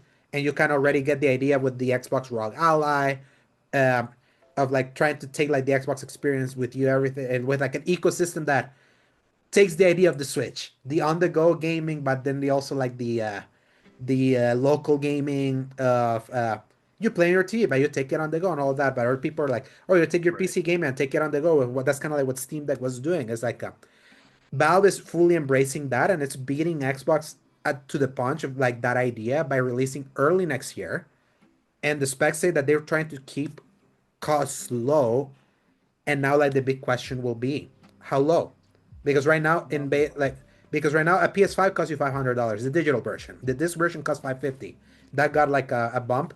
The Xbox consoles, they decided to we're no longer subsidizing this. That's why it costs 650 a Series X and 800 a 2 terabyte Series X. The Switch 2 right now is still in that 450 500 sweet spot, and it's selling a lot. So it's clear the market right now is telling them that that's around the price where it should be. If they want to be very serious about being a complete competitor instead of something that's going to be a niche, because think about this, the Steam Deck, they call it a big success. You know how much it sold? 4 million units. That's one third of the Vita. The Vita, one of the biggest failures in modern like handheld history, especially for what Sony needed for that thing. And that's only successful if you're just trying to see what you can get. Like this is not supposed to be a mass market thing. Let's see if we can like gain some tractions and all that. Are they gonna do that again and be like they're gonna put the Steam machine and be like, let's see if someone buys it? Or are they serious? Are they serious and be like, no, we want to be now the at the third pillar here, especially now that one is basically bowing out of the race. How they price it is gonna tell us the tale. If it's competitively priced, it's gonna tell me Steam is ready to be the next Xbox, basically. And And I still kind of think it's going to be a little bit more expensive than what mhm, everybody's hoping for. I hope that it's mhm, going to be within the 500 to 600, mhm, but I think it's still going to be like 700 to 800 easy, mhm. depending on the storage space. Because that 2 terabyte, I can't imagine them. Yeah, the They're 2 terabyte. Yeah, I think 2 terabytes absolutely gonna be the more expensive one. And um, but I mean, just for how good it is and all the stuff it's going to be capable of, I mhm, feel like they're going to charge based on that. Because like, if you get a buddy of yours to do a gaming PC that's pretty decent, that was like 800 something. mhm. Yeah. So if they're trying to go between the Xbox Series X and a PC, I could see most gaming PCs are going to be 13 to 1200 and more. Mhm, So that's why I'm thinking that middle ground right there between it.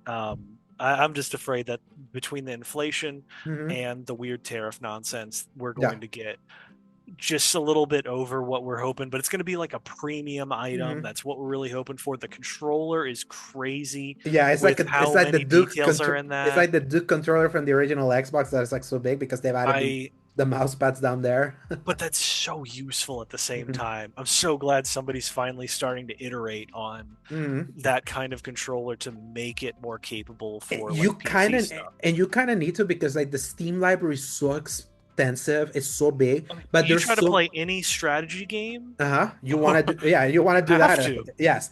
But it's like so many games don't have like full gamepad compatibility because that wasn't so ubiquitous. It's not like now that almost every game has it.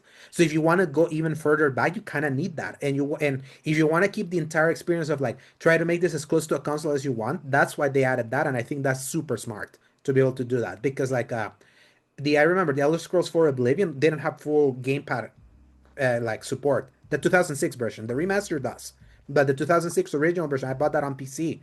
It was only Really? an MNK thing. Yeah, they didn't like program it for a controller. Skyrim was for controller Oh, from okay, I see what you 2011.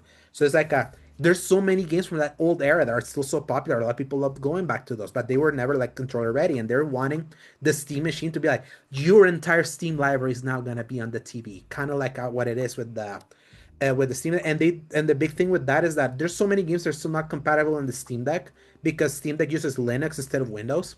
The Mhm. big thing that they added for the Steam machine is something called Proton, which is kind of like this algorithm that simulates Windows now within Linux Okay, to because be I able to. know I was seeing a lot of people talking about that GTA Online Uh-huh. issue and some others. Yeah. And now they want to So, know if Proton could be like the way to get GTA Online into like a Steam and the Rockstar games that are all need the anti-cheat thing that have to go through their launchers and all of right. that. And they've also said that the Steam machine is still also a PC, so you could theoretically also uninstall the OS and put Windows in it if you want and just kind of build it from there.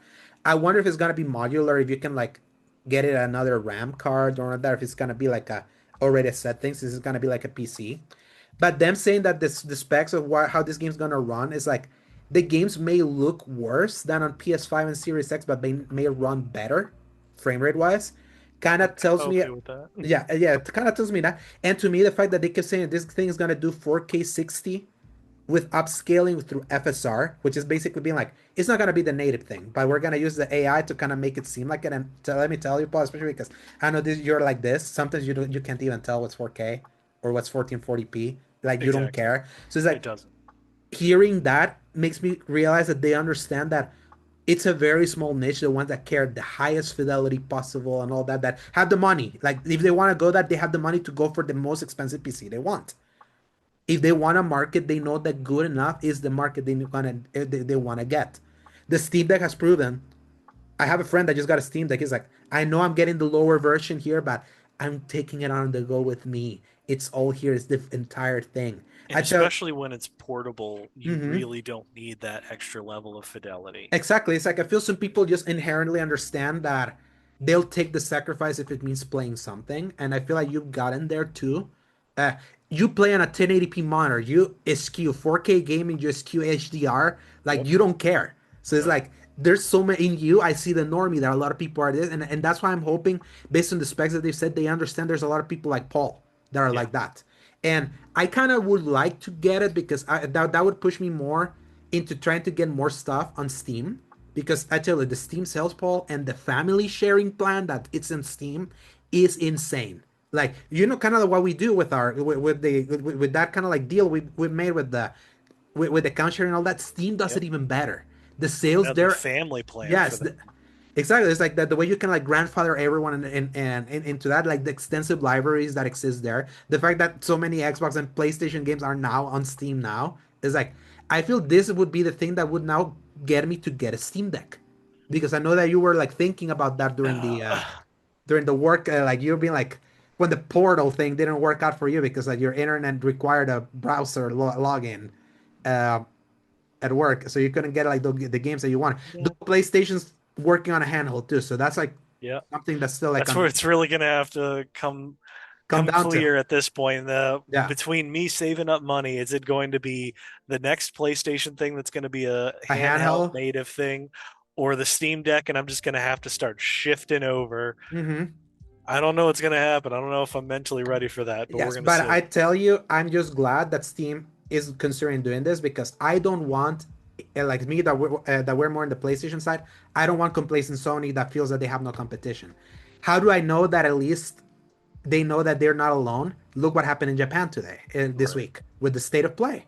Like they did that. They did a specific Japanese state of play where they released a console like with a cheaper price for them that's like at the same price as the Japan only Switch over there because they want to compete there. They lost their home territory. So it's like I would love for Valve to show up and be like put this thing in such a competitive place to show Sony's like, hey, you may be feeling chill now that Xbox is basically bowed out, but that doesn't mean Right. there's no one else. And I wonder because when there's competition, good stuff happens. Look, Japanese gamers now, they're gonna get a cheap PS5. No one else in the world will get that now. Like, Seriously. because there's no competition. Why there would be, especially with the tariffs and all that. So I'm very excited to hear this. I'm excited that it's early next year. I want to, and I'm not gonna get this immediately. I'm gonna I wait. want to let everybody else get the kinks out for that one. Exactly. I want to hear it because the thing is that Digital Foundry, I would recommend everyone if they want to hear an in-depth, like very intelligent discussion, people that know their stuff, go to Digital Foundry and watch their 50-minute overview because they had one of their guys go to Valve to test this thing. And he was saying that the thing he said was like, I played Cyberpunk and I'm impressed how Cyberpunk looked considering the specs this thing has. But I'm concerned how some games are gonna look considering the specs that this thing has with like what they're promised. So that's kind of code for let's see how it plays out in the real world, like what they say this machine can do. And that's kind of what I did with the Steam Deck. The Steam Deck has proven pretty successful. I'm still kind of like a lot of the games that are on the Steam, I have them already here, so I didn't have the use for them. But the Right. PC is a treasure trove, I tell you. There's such a treasure trove. And if you want to be budget conscious, if the Steam machine is as good as they say it is, we don't have any choice for the immediate future. I tell Oh, you. I tell you. So yeah, more of that early next year. Self-explanatory headline: Tomb Raider Yeah. developer Crystal Dynamics announces yet more layoffs, and this is on Oh, top of the layoffs that they did after Perfect Dark got canceled. They're still supposedly working on a new Tomb Raider game. That suit is getting gutted a little too much, and I'm like, I'm afraid that if that new Tomb Raider game will even like see the light of day, like at this point. I feel bad for Crystal Dynamics. It's like they cut they cut the support for Avengers because they got that contract to help the initiative with Perfect Dark, only to waste how many years working on that for it to get canceled this year. Gosh, like that team deserves better. the They're amount so of work people are willing to just toss, mhm. executives Yeah, specifically, it's just insane to me. yeah. This is kind of exciting, though. This is also funny. There's a Red Dead Redemption thing coming this year, but it's not Red Dead Redemption 2, like the rumor said. Nope. It's Red Dead Redemption 1 is officially coming to Switch 2, PS5, Xbox Series X and S, and mobile next month. And will be available to those for free with a PS Plus Extra and Premium sub too. So basically, like this is taking what they did with the Switch 1 and PS4 version they released in 2023, and basically not giving you like a native current gen like version of that game that's gonna have better resolution. It's gonna have all the accoutrements like HDR and all that. Uh, and It's gonna be a free upgrade if you bought the PS4 version. I bought it, so I'm getting that for free. But it's also gonna be available for those on PS Plus Extra. That means Red Dead Redemption 2 maybe someday we'll get that 60 frames patch at some Open, point. man. Yeah, I mean it's so funny that it's like the rumors were because the store page for Red Dead Redemption 2 updated this year. Mhm. So that's why everyone thought that was gonna be the one that was gonna happen. The hate was really just like, yeah, remember what happened with Oblivion? Their store page changed before the remaster dropped. So everyone thought about it. It's Red Dead 1. So, but hey, it's a native version on I'll take PS5. it. I'll take it because Red Dead 1 is still awesome. And I would say, looking at the trailer, I was like, there's so much about like the visual style of that game that still holds up really well.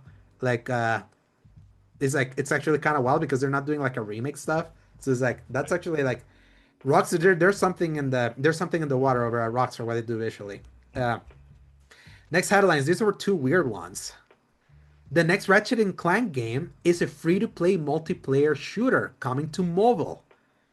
And Horizon Steals Frontiers, one of the many Horizon projects that we heard teased many years ago in the rumor mill, and that was being worked at NC Soft, the guys that do Guilty Gear or Guild Wars, sorry. It's an MMORPG that's been announced for PC and mobile, and it's only exclusive to the Purple store, which is kind of like a mobile centric thing that's just for mobile and PCs over there, like South Korean things like that. And these two PlayStation IPs are not coming to a PS5, and I'm like, that's so weird, especially when you look at gameplay of these two things. It's like those things could easily have been the PS5 things too. It's like right now the PlayStation fan base is like they feel betrayed because it's like these are next entries in beloved IP. I say beloved because Horizon, I wouldn't say it's as beloved as its numbers would make you think otherwise. But Ratchet and Clank is beloved, but it's more has become more of a niche. So it's like, Mhm. why is that not on a PS5? Like, what is Sony's strategy? You could have done like a PS5 version that connects to the PC mobile thing too. So it's like, it's like so strange, like the moves that Sony's making. It just doesn't follow any sort of logic based on Mhm, what they keep like they're talking out of both sides of their mouth essentially. Or mhm, they're like single player is still our top priority, and mhm. yet they keep funneling Investing. so Mhm. much money into stuff like this. into the live Um, service stuff. yeah, And it's I'm like, I'm glad that they're still investing there because kind of like they said it that they said it in their financials. They're Helldivers 2 brought in a lot of money, and yes, Destiny 2 has lost them so much because of running Bungie, but it still brings a lot of kind of like recurrent revenue that it can help more to like amortize the rest of their budget and how they can allocate it for the other stuff because the single player stuff it sells but it's not as profitable as like if you have ongoing revenue, so it makes sense what they would still invest in the live service stuff.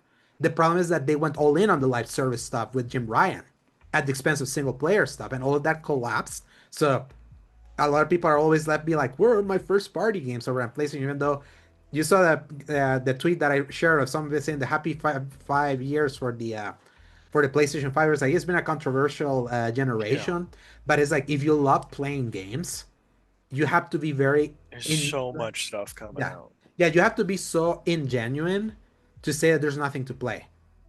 There's nothing to play if you're only focusing. I only play first party Sony games. If you're like that, I feel sorry for you because in that I agree it's not been good. But if you like playing games, we've been it's like it's You're eating really good. we're eating way too well. Can you remember when we barely were eating in 2021 and in Oh, 2022? Oh man, that like was terrible. yes, and now Oh we're my and goodness. now we're like all like we're overwhelmed now. So yeah, that's happening. Let's see what other PlayStation IP shows up in mobile and PC that's not gonna be on your PS5 from other franchises there, as they continue to do that. Real quick one, Ghost of Yote sold 3.3 million copies in a month, Sony says. Woo. So it's like just for context, Ghost of Tsushima sold 2.4 million copies in the first 5 days in the market, but that was during the pandemic and with higher. There were more PS4s in the wild at that point because it was the final year of the PS4 versus the fifth year of the PS5, and it sold 5 million copies in 4 months. So Yote got 3.3 in its first month. It's selling really well. There's been a lot of people, especially in the grifter side. How about that go woke go broke Exactly, yeah, exactly. So it's like a lot of those bros, a lot of the go broke have been like raging this campaign, trying to paint anything with against Yote as a failure, and it's like those people have been eating so much shit, like so, and I've been enjoying that like so thoroughly because it's like they tried moving the goalposts so often and be like, but Ghost of Tsushima sold 13.4 million copies. Yes, idiot, in 5 years in PS4, PS5, and PC. This is a PS5 only game that in a month is already halfway through to what Ghost of Tsushima did in 4. So it's like you cannot spin that. And lesser PS5s now. So more people are buying it in balance now because there's only 84 million PS5s, which by the Yeah, way, as of right now, the PS5 has outsold all the the Xbox Xbox all the 360. yeah, all the Xbox consoles combined basically just the It's PS5, which is wild. And especially for a console that a lot of people are saying it doesn't have my first party games. I was like, that console is just the de facto console. That's where everyone plays all the games that are there. That's kind of like what I always say. Is like you cannot say that there's been nothing. The PS5 is just like so replete of games. So it's good to not just be narrow-minded and just thinking of playing one style. That's all I'll once say. again, we've got plenty of games that we've been playing. Exactly. And then a final, there's two final Sony related ones here. So Sony declines to comment on PlayStation 6 plans and claims PS5 is only in the middle of its life. This was an interesting quote that came out from their financials the day before the Sony State of Play from Japan that they did. Because a lot of people have been like, oh yeah, the next gen is like around the corner. I think it's 2027, 2020, like 2027 is What a when the people lot of think. people were saying. A lot of people feel that time has been robbed of the PS5 generation because of the first 3 years of the pandemic. It didn't feel like things have really started. But we're in that phase where, like, yeah, we're technically near the end of the lifespan. But I feel what this tells me is that if people were complaining of the cross-gen period that we have with PS4 and PS5, where we're getting games for both, you remember there was a PS4 version of Horizon, there was a PS4 version of God of Hmm. War, PS4 version of GTA, and it was like, because our other fellow co-host that's not here, Rick, like he doesn't like counting that. He's just kind of where the PS5 only game is like, don't discount the fact these are first party games that came out with a better, like the best way to play them was on PS5. He just wanted to like focus just on the fact that it was like PS5 only thing. It's like, I feel it's just become really clear that despite all they try to sell is like the way we're designing this thing is for the SSD, like because of HD hard drives and all that. Is like that was just like marketing mumbo jumbo at the end of the day. And cross generation is just gonna be more and more a thing because that's just how PC development works. Low end PCs, middle range PCs, high end PCs. That's kind of how it's gonna how it's gonna happen. If you have the money, you if you wanted the very best version, you can invest on a new console and get there. Um, it's like these games take so long to make, they're so expensive. You may want to sell more. Like like you want to sell in more places to make that money back. So Mhm. that tells me it's like they're not gonna abandon the PS5 like at all because that's what they probably see that that's just the way of the future now. It's like development is just the kind of games they make is just so expensive. They kind of need to do it, and how they're committing to that, the fact that they're dropping the price over in Japan to be like, no, we see that there's still a future in the PS5. We want to sell this thing in our home country because we're getting our launch in. Look, $350 PS5 over here. And So, once again, it's like all these people just haven't been using the technology very well. They just mhm, keep pushing further and further to burn it out, essentially. But mhm, as we can see, you can do a lot if you mhm, just know what to do. And mhm. that's why you got to stop firing people so Yes, they can actually learn how to exactly. use technology. Exactly. Uh, So this makes me happy, even though I know that the way technology is, Paul, we're gonna be talking about PS6 in 2 years' time. I know, like, I know it's it's gonna gonna be a happen, little crazy. but I feel like me, I got a Pro, so I feel I can squeeze an extra few years without having to jump into the PS6 immediately with the Pro. So you are still on the base PS5, so you're getting to that point. So it's like we'll see, but at least it's still gonna be supported. Like it's clear that we're not gonna be like the clear cut of time. Thank Like God. like Spider-Man 2, that was one of the few big. Oh yeah, this is PS5 only, and then The Stranding 2, and Mhm. then Astrobot, and Saros, Wolverine, and Intergalactic. And I don't even know. I think Intergalactic is gonna be cross-gen. I think based on when it's coming out. And a final sort of related news because this is a franchise they kind of sort of polish.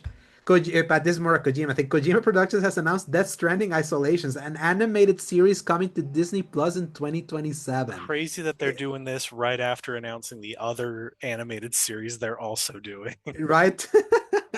It's like so it's so funny that they're like doing that with because this is the second Death Stranding animated series. Yep. So it's The like first one is like a very mhm, serious looking, adaptation of like almost like CG style, mhm, the like that the black and white Star Wars Visions show. mhm. It very similar to that, very sketchy. And this one's very colorful looking with Yeah. two main characters, it Yeah, seems. very kid I don't know friendly for much. which is weird for a series like Death Stranding. That's I don't know if so I would call it kid friendly, but it is very colorful looking. I don't yeah. know It's probably gonna be not gonna be much. TVMA. It's gonna be like the TV14 version of Death Stranding probably over there. It's very possible, but I mean, you could do a lot with what Death Stranding has just because of the tar nature of things, as long as you don't have Sam showing his backside Yeah, or much else. Like, because I mean, even the monsters themselves wouldn't necessarily be warrant a TVMA by itself yeah, either. yeah. It's just this Um, language. It's just the it's language really basically. just the language and the bloodiness of certain Certain things. things. Yeah, so yeah, I found that so fascinating. That I was like, it's like, and I'm it makes signed sense. up for whatever it is, I Yeah, guess. yeah. Especially if we're still in Disney Plus. If they have not priced us out, like they apparently are doing right now with so many people. Gosh. So final two Well, now I headlines. think I have to be in it for good now because my son loves Bluey. Oh yeah, So you're screwed. You're I'm royally screwed stuck there. in it now, baby. Yeah. Anyway, yeah. So Paul, 7 years after it was announced, The Elder Scrolls 6 is still a long ways off. I don't Todd even know Howard what I have to says. say about this one because, like, my goodness, what are you gonna do? What do you mean you showed us that with all of your excitement? It was a big pan up to one Uh, mountain, said Elder Scrolls 6, and that's all you've got still. yeah. What do you mean? I Yeah, mean, like, I get Bethesda whenever it comes out with something that's supposed to be like the next big mhm. revolutionary event of things. I don't know if it's because Starfield just like crap the bed Yeah. or what, but I It don't know, just man. I it's don't know what's going on in yeah, his head. Fallout 76 and Starfield just completely derailed that studio completely. Even though Fallout 76 wasn't fully made by that studio, it was still like highly like attributed to them. They announced this and Starfield together because they wanted to say, yes, we're doing this online thing that we know you don't want, but we need to put it out because we want to make some money because it seems that multiplayer, that's where money needs to be. But here are these two games. And that, but Bethesda's always been a small developer. They're not this massive developer. They've No, always they're had a, surprisingly small. Yeah. yeah, they're a surprisingly small team for the kinds of games that they make. So they're always working one game at a time. Yeah. And Starfield took a long time to make for them because that was like a, it was a dream game for them. Like, let's do our kind of game in space. And even then, it's like the way that there's a lot of things to like about Starfield. There's so much to not like because of how outdated their style of game had become by the time that game came out that it just pushed everything back. And then them trying to still update in Starfield gave it a DLC that didn't pan out. Apparently, they're still working on a second DLC, but that has left Elder Scrolls are being put up because they can only work on one thing. They probably are so proud that they're not allowing anyone else to kind of come help and do stuff. And it's just like making all this franchises language. Paul, where were you in 2011? What were you doing? Where were you? Were you in high school? Graduating high school. Yeah. Yeah. And now you're a father of one. Yep. And you still haven't gotten a sequel to Skyrim. Think about that. Nope.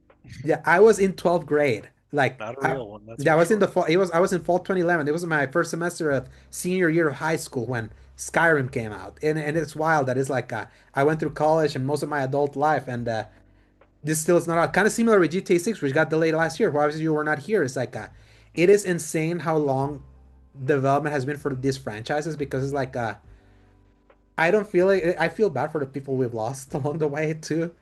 Just think of it because just think of how long it's been.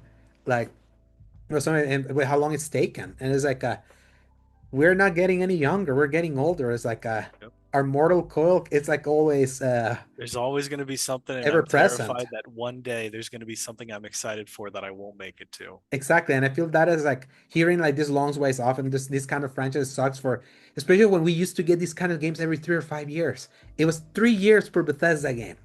It was 5 years between GTA, like the last two big GTA between 4 or 5 was 5 years, and we got Red Dead in between.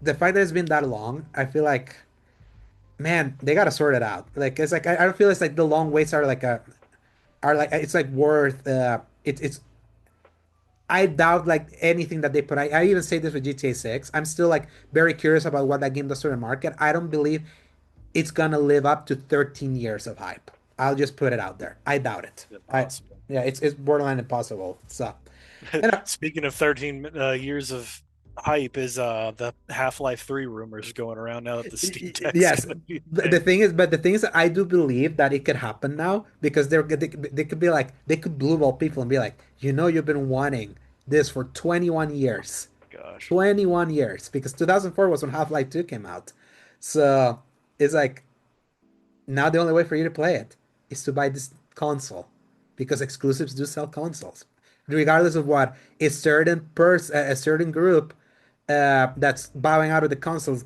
the console game is trying to say no. Like the exclusives are selling a lot of like things or in Nintendo. It's like if you have a good exclusive that's like very appealing, you're gonna buy it. So I would believe that could happen. I feel that would be like the only way that it could justify them not doing Half-Life 3 for so long. But that's 21 years. Who cares about Half-Life? Is a Half-Life is not even widely available in modern times. No, So not beyond at all. Alex. Yeah. Final update. This one's kind of for me because you didn't really play this, but you just watched me play it. Silent Hill F update adds casual difficulty and lets players skip part of a new game plus playthrough. This wasn't added here in this headline, but another thing that they're doing is that they're toning down the combat. I like that game a lot. That game has a wonderful story, very highly serious story with insanely messed up themes. The atmosphere is incredible. The visual style is so cool.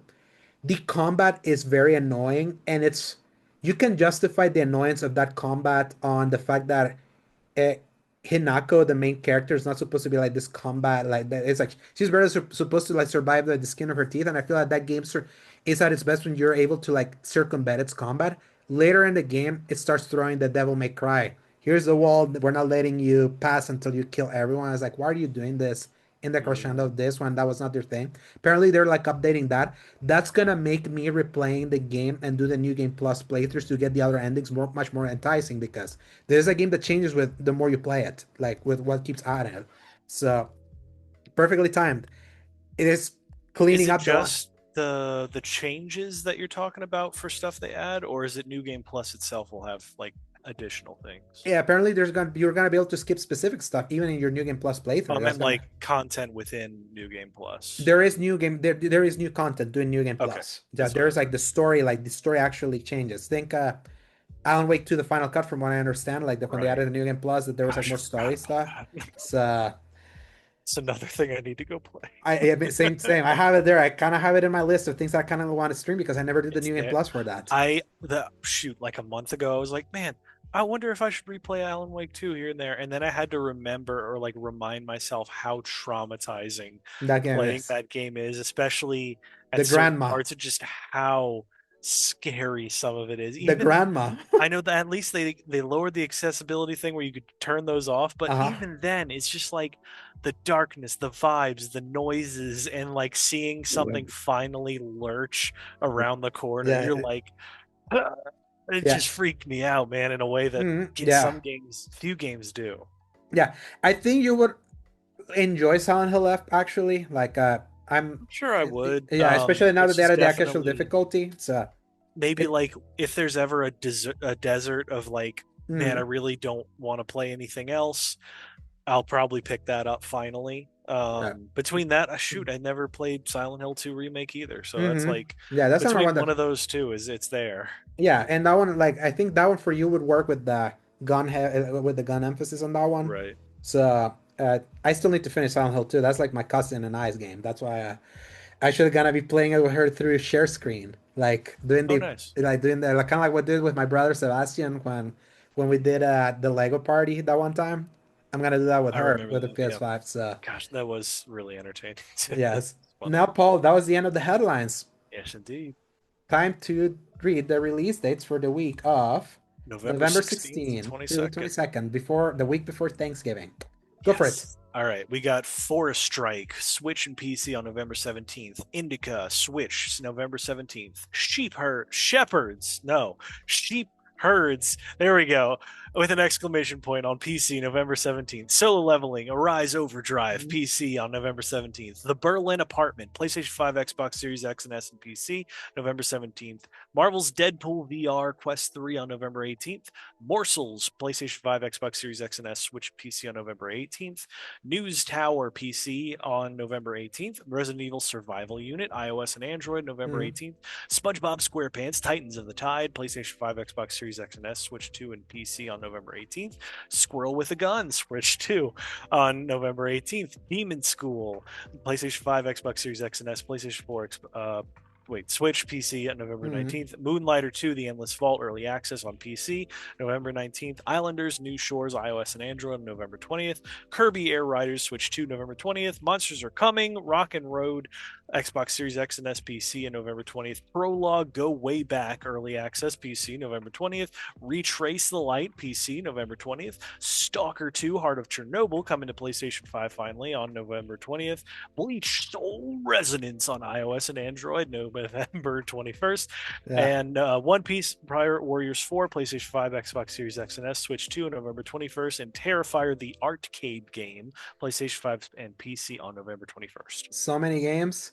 I'm only interested in one out of pure curiosity, but even then, I don't think I'm gonna buy it. Kirby Air Riders, just because Yeah, it's been. I don't think I'm buying Kirby just because of everything else going on. Mm, There's a little part of me that might want Stalker, but uh, we'll see. yeah. Because I'm kind of getting that itch scratched with Arc Raiders, Mm-hmm. that having a fully single player game that's kind of like that Mm-hmm. level of like severity and intentionality is something that I also quite like as Yeah, well. just the fact that it's Honestly. gonna be enhanced on the Pro would make me like kind of like take a look into that. But what I want to wait right now is on the Black Friday sales that are Yeah, happening after the 21st because right now there's an 80% sale going.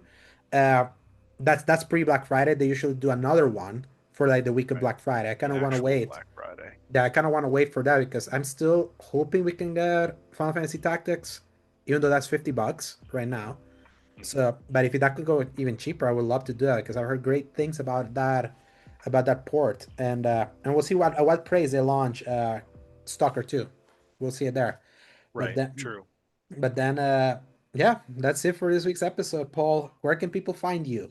As always, y'all can find me at Dork of Art on Twitter, and that's it right now. But at Mm-hmm. least I've been more active, which with sharing screenshots and Mm-hmm. whenever I rarely break something. I mean, Ghost of Yotei was impossible to break, but I think Mm-hmm. I've got a couple of random things that I'm sitting on that I have not posted yet. Because you can't quite stop in the middle of an Arc Raiders match. By the time I've finished it, I've kind of forgotten I saved something. Yep. And the Slayer Giant on Twitch, on Twitter, and on BlueSky. And find my written content over at seasongaming.com. I will be reviewing Call of Duty Black Ops 7, which comes out this Friday. Actually, yeah, when this episode, Tomorrow? yeah, Yeah. when this thing comes out, so I'll be reviewing that. And after that, I think my next review will be Metroid on December, Metroid Prime 4. And after that, I'll be done. But until then, go watch or read more. Go read all of my catalog of reviews for this year. I've done quite a bit this year. So Yes, indeed. yeah, so that's this week's episode. Paul, thank you for being here. See you the week after Thanksgiving. That's gonna be a 3 week wait for you. And see you all for the next episode. Is gonna be with Rick and this final few batch before we move to the new style that we announced at the beginning of this week's episode. Can't wait. But yeah, enjoy the weekend, people. Play some games and Press X. to play. Good night, everybody. Hasta la vista, baby.